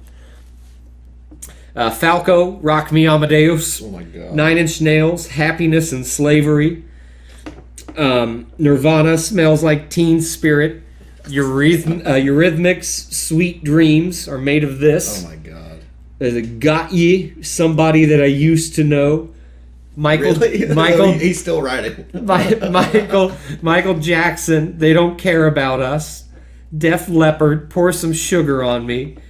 Britney Spears, Baby One More Time. Oh my god. Peter Gabriel, Sledgehammer, and the entirety of Thriller by Michael Jackson. Jesus the whole Christ. album. He This fucking guy. He said he's written it.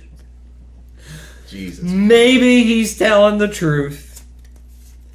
Maybe not. I mean, I hear his case out, but I follow him on Instagram. He's never ever posted a photo. It's all stock images, that's weird by itself. Some of these I cats. I did not think you were going to pull out the Donald Marshall when you were like, let's talk about music industry conspiracy. Because, like, to be fair, there are some conspiracies where, like clones with me are kind of like aliens with normal people. Where, Right. Man, I think there might be some up there in the sky. I tell you what, I was out in the field and I saw 28 lights blinking purple and then silently swoosh into a triangle, right? Turned blue and then whoop, just drift away. I think there's something to that. So with me, it's like clones. If you told me that, I'd be like, dude, I believe you 100%. I would too.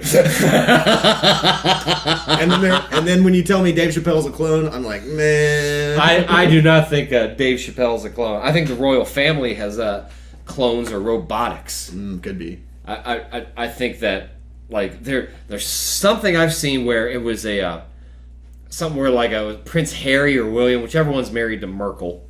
They're like at a sporting game and they come out on the balcony and like wave and like somebody zooms in a little too tight and you can see like those aren't people.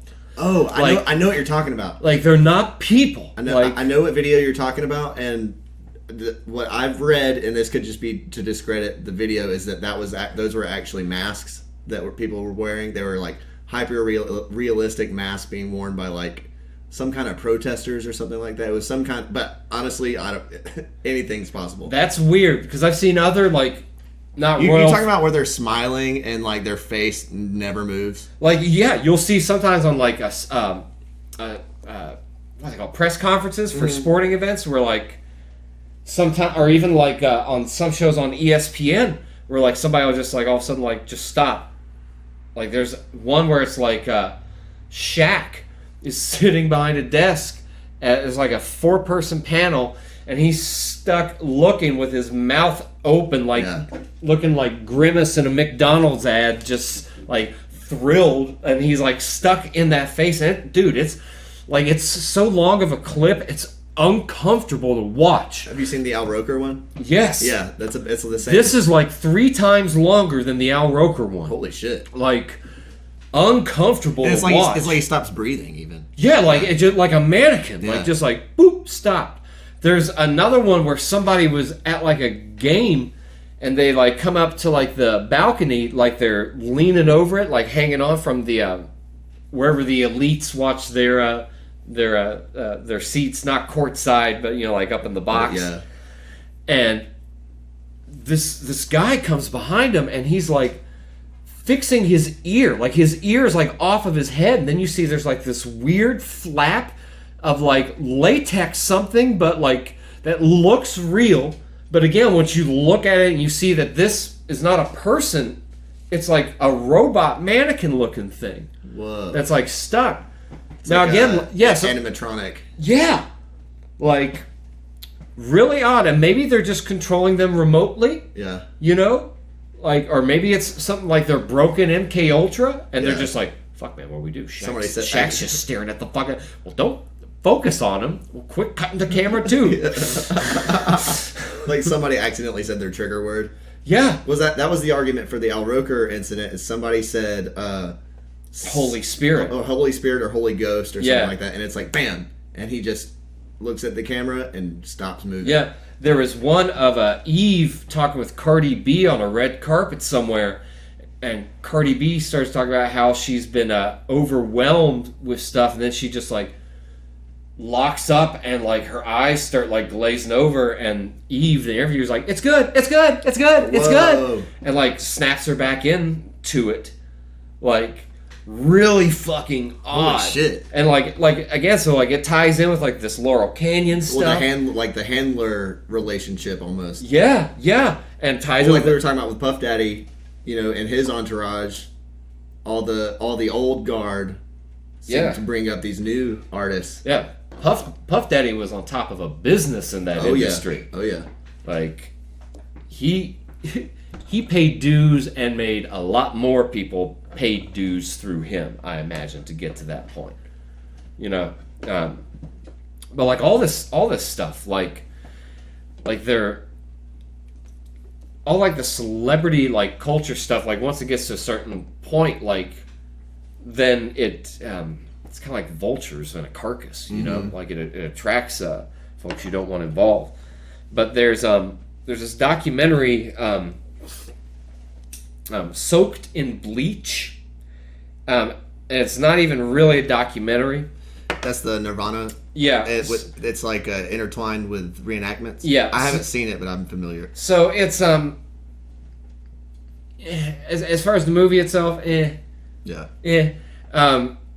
I think that if they would have just done a not because they have like actors and like having lines, and then they'll mix in like audio clips to be like, see, this is what they're talking about. It's like, well, yeah, but it's like Unsolved Mysteries.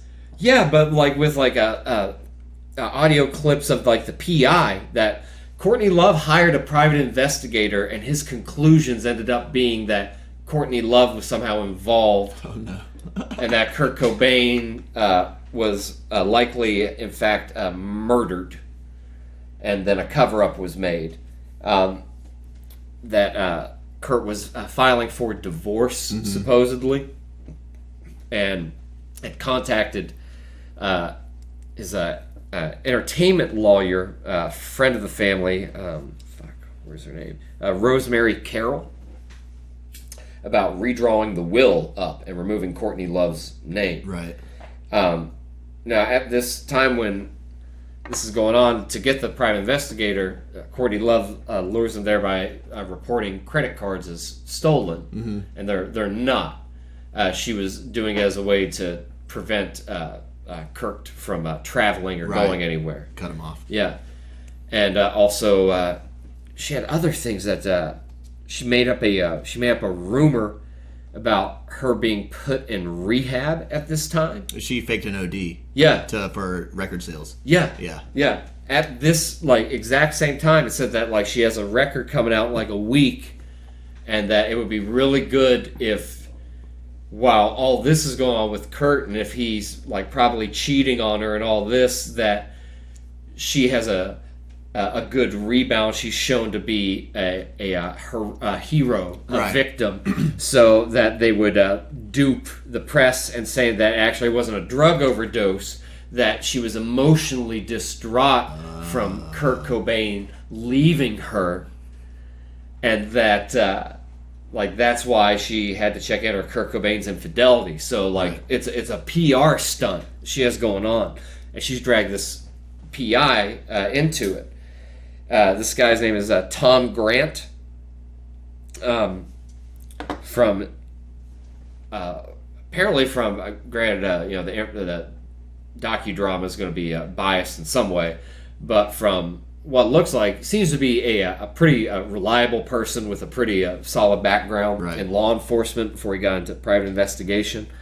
But there was shortly before that in the press, there was something about Cobain having a suicide attempt in Rome. And it turns out it was false, that he was on medication and mistakenly had champagne while he was on this medication and almost died. He went to fucking coma. What was it? Rohypnol. Yeah. Was it? Wait, he was prescribed Rohypnol? He had Rohypnol. Because that's the date rape drug, right? I have no idea what it is. That's roofies. Well, I don't know what the fuck he was taking it for. But what triggered it was that he had champagne on top of it. Right. And then they interviewed the physician who treated him in Rome, and they were like Mr. Cobain showed no signs of Drug suicidality or anything. Right, This was him partying and forgot that whatever he was on you can't have alcohol with. Of course. But so some things that also didn't add up with it. They at this time the daughter, Frances Bean, she's being cared for because Kurt's coming back from Rome. She's being cared for by a family friend, Cal. It's this guy Callie, and so nobody seems to know where Kurt is, right? And so the PI is trying to find him. He checks the house. Is he still alive at this point? Who? Kurt. Yeah. Okay. This is 4 or 5 days before he's dead. Okay. And on they go to the house and they go with Kurt's best friend, he's a junkie, he's hooked on heroin. So because Kurt has more or less started to become clean again, or is not around, this guy has become sort of under Courtney's thumb because he's doing what she wants him to do. Yeah. So she's having him lead the PI around the property and whatnot. Give him some smack and he'll do whatever the fuck you want. Yeah. So they go back on this 2 days before, and there's a note that is from Callie. It's on the steps and says, and the tone of it just seems odd, and it's hey Kurt, didn't know you were here at the house. You should really call Courtney, man. This is serious. You can't do this to her. You all have a kid together. You should put your own misery aside and think about the family. And it was placed in a spot to where it would be found. Right. You know what I mean? The PI said that he believes that at that point that this guy Callie knew that Kurt was dead already. Right. So now, why couldn't the PI find the body? The body was in the greenhouse, which was in this tiny room above the garage that you can't see at night. They were being sent to investigate the house at night. And the entrance for it is on the back part of the garage anyway. So it just looks like you've got dormers above the garage. So he asked this other guy that was Kurt Cobain's friend, why, or if there was anything they missed, and he's like, no, that's all the property, right? And then afterwards, posthumously, then Courtney Love is in the news talking about, well, he was suicidal and he tried to commit suicide in Rome, and he has a history of suicidality in his family. The two references that comes up with is his grandfather was law enforcement, I believe, in a small town. He was a sheriff's deputy. And he was at a bar or a diner and adjusting his holster, and his pistol went off. And when it happened, he looked around at everybody and said, is everybody okay? And they were, but he wasn't. He dropped dead shortly thereafter. Shot himself.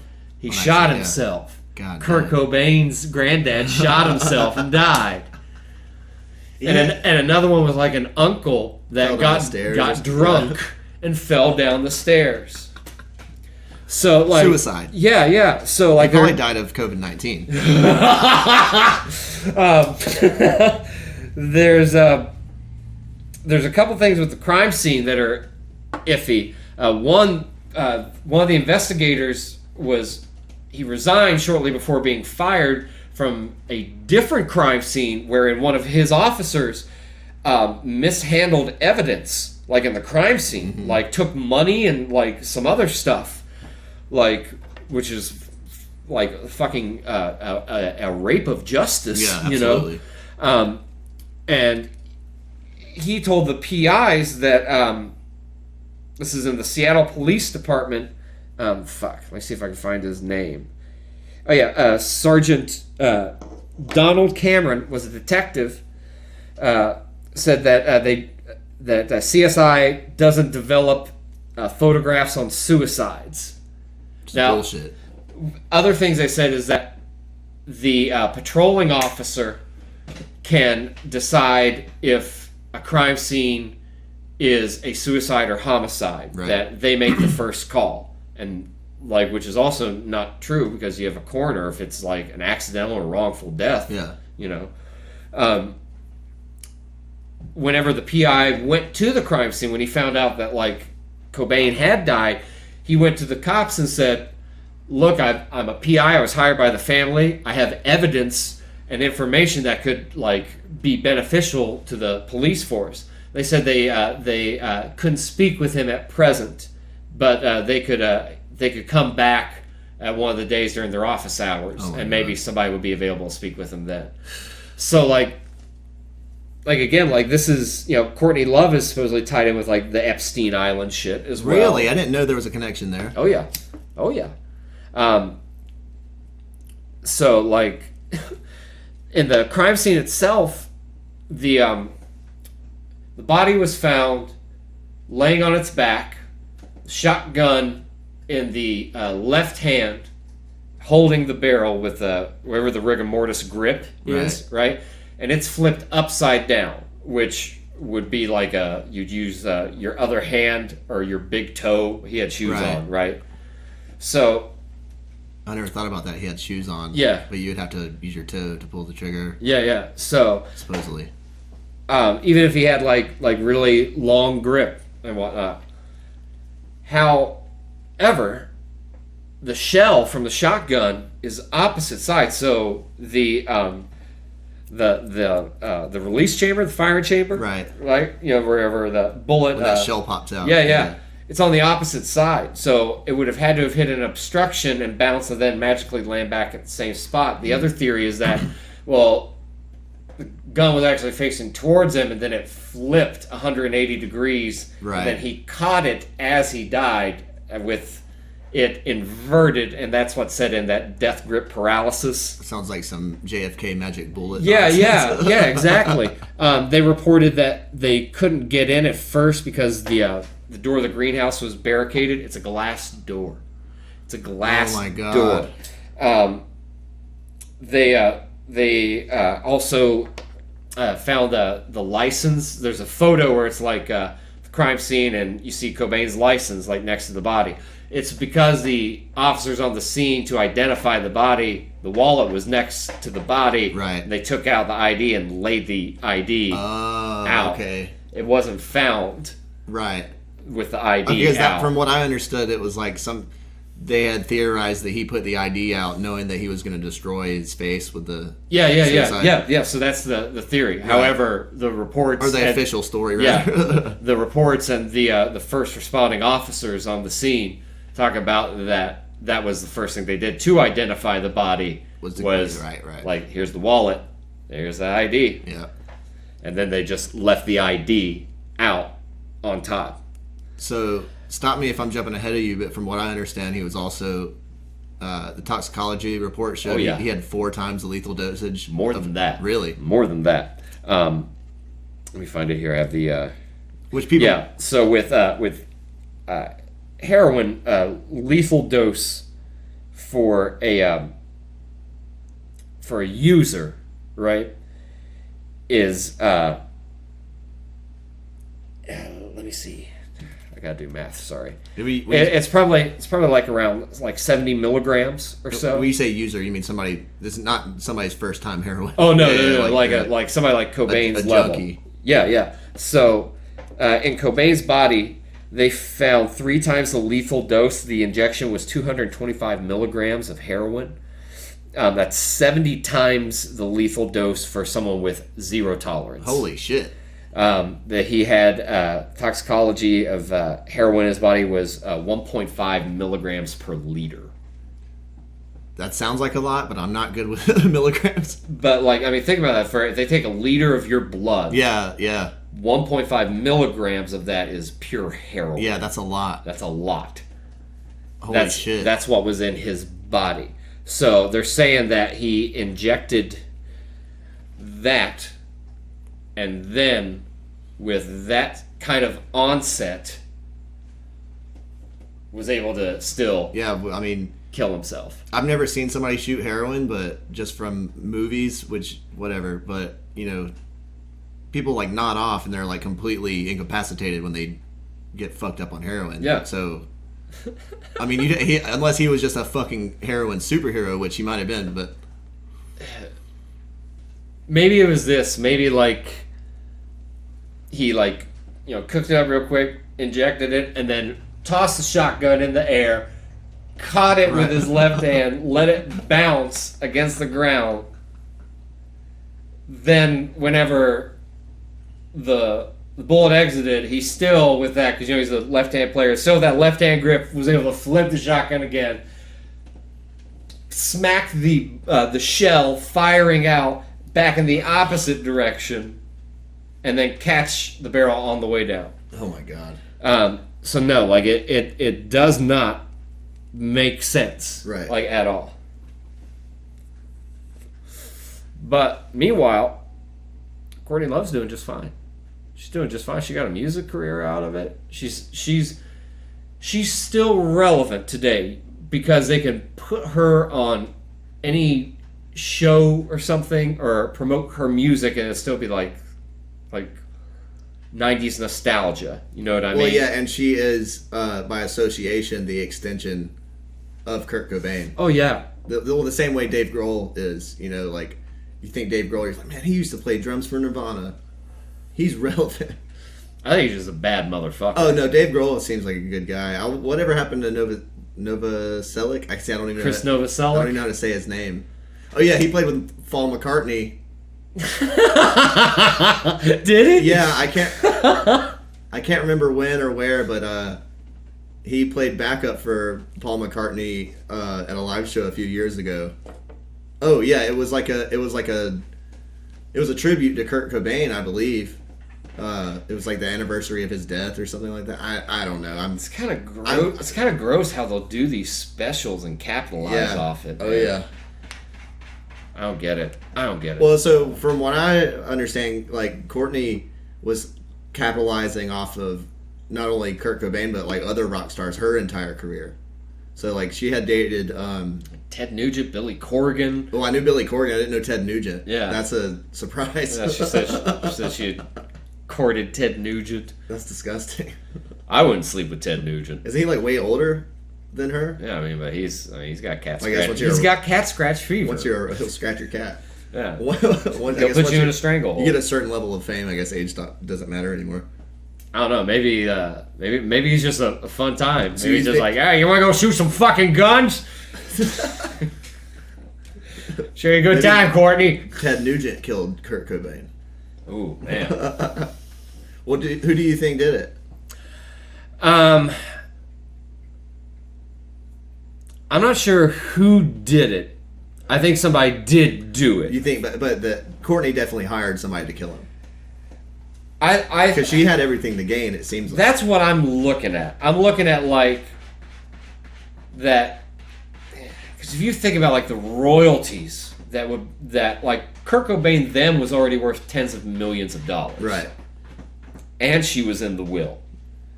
So now if you look at like the royalties that she would make alone, plus. And I'm guessing is making. That would be my knowledge. Yeah. She would own, I think, at least a third. Granted, who knows what she sold it for or anything like that, But I mean, it shows motive. Yeah. It shows motive for her to want to hire somebody to kill him. If she thought she was getting cut out with something that she thought she deserved. Yeah. You know what I mean? She was going to get divorced and written out of the will, which meant she would lose all those royalties. Yeah.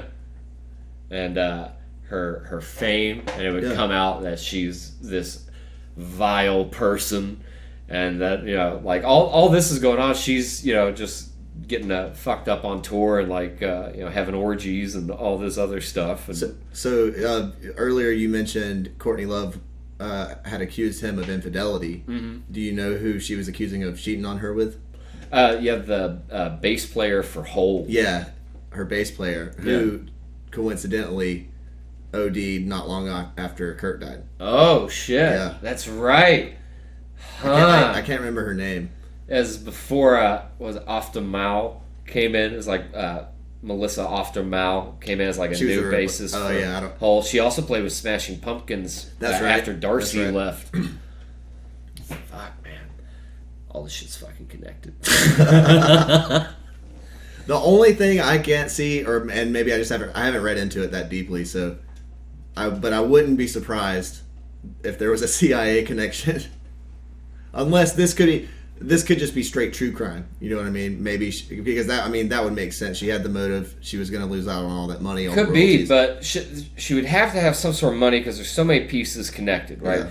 Now, granted, I think everybody's sort of aware about like police corruption and oligarchy and law enforcement. Oh, yeah. You know, so that this same guy, this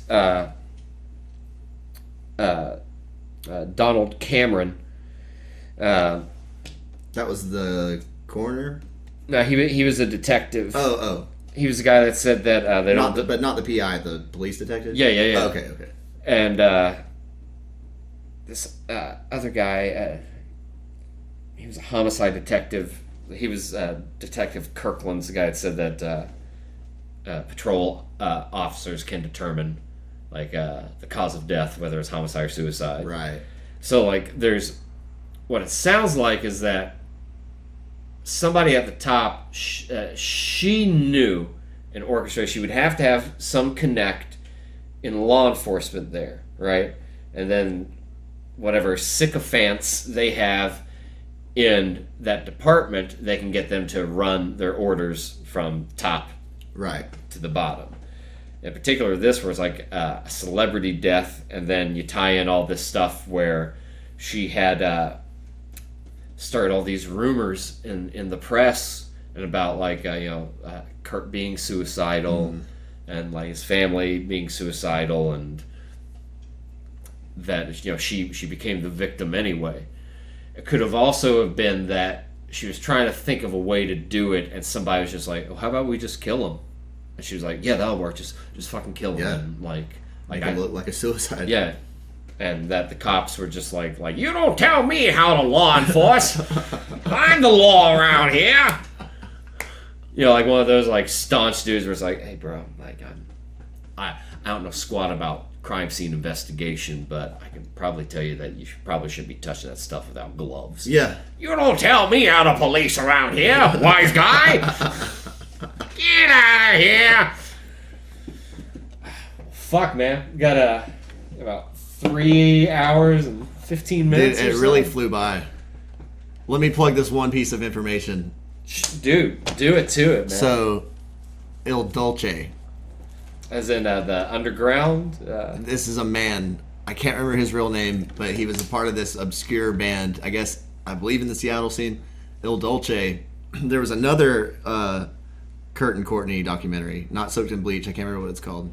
It was. I've seen a couple of them. I can't. But it's more of a straight on documentary. Mm-hmm. So this guy Il Dolce, not his real name. I can't remember his actual name, but he was just this drunk dude who claimed that Courtney offered him $10,000 to kill Kurt and make it look like a suicide. He just admits this on camera, and he's apparently blackout drunk. Or not? He is a drunk, so he's just fucked up, and his lips are getting loose. After this documentary comes out. Oh, and he drops a name, Alan. He says something about a guy named Alan. He's like, I didn't do it, but, you could talk to Alan about that or something like that. He just kind of, offhandedly, probably didn't even realize he said it. But, so there's this guy named Alan Wrench.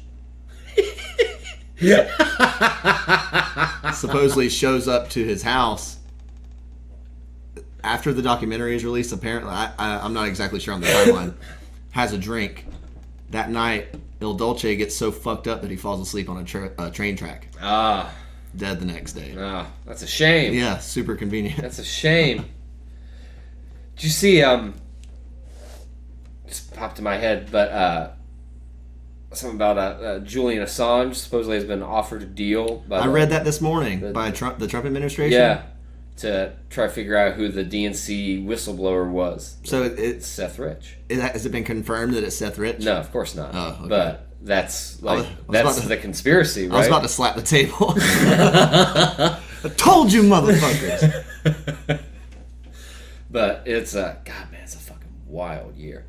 But so we can I guess announce it here. You starting to think about doing your own podcast? Yeah. I don't want to go too much into it until after it's released, but starting a new podcast. Going to call it Breakaway Civ. And if you'll come on, I want to have you as my first guest. Fuck yeah, dude. Cool. Yeah, I've been thinking about it for years. It's one of those things you talk about and never do. But coming on here a couple times, I'm like, man, it's time to fire it up. Dude, I love having you on, man. And honestly, you said specifically, this is not a conspiracy podcast. And then I was like, that's permission for me to start a conspiracy podcast. Yeah, because I've had some friends on that are just like I'm not into conspiracies, I'm not into politics. Like, that's fine. I don't care about that. You guys talk about music, whatever. Yeah, I mean, it's just good to talk with people. You know what I mean? But I really like conspiracies. So Like, it's always, it's kind of like talking about music because, like, there's so many different genres and facets of it. And, we'll... everything's connected, too. Oh, yeah, definitely, dude. Towards, we can even maybe do this as, like, a joint one or something, but, like, for, like, to bring in the new year... Like, I want to do a year in review. Yeah. Like 2020 year in review kind of thing. I'd be down for that. Hell yeah. Get a little panel going on. I want to eventually get some new gear so I can get more than one mic channel. Right, yeah, get a round table going on. Oh yeah. It'll be top notch. But fuck yeah, man. I look forward to hearing your podcast. Hell yeah. We can make the first one a swapcast or something. Fuck yeah, dude. Well, thanks for having me, man. Dude, anytime. High five. Awesome. Tedd Schuebert, ladies and gentlemen. Peace. Later, y'all.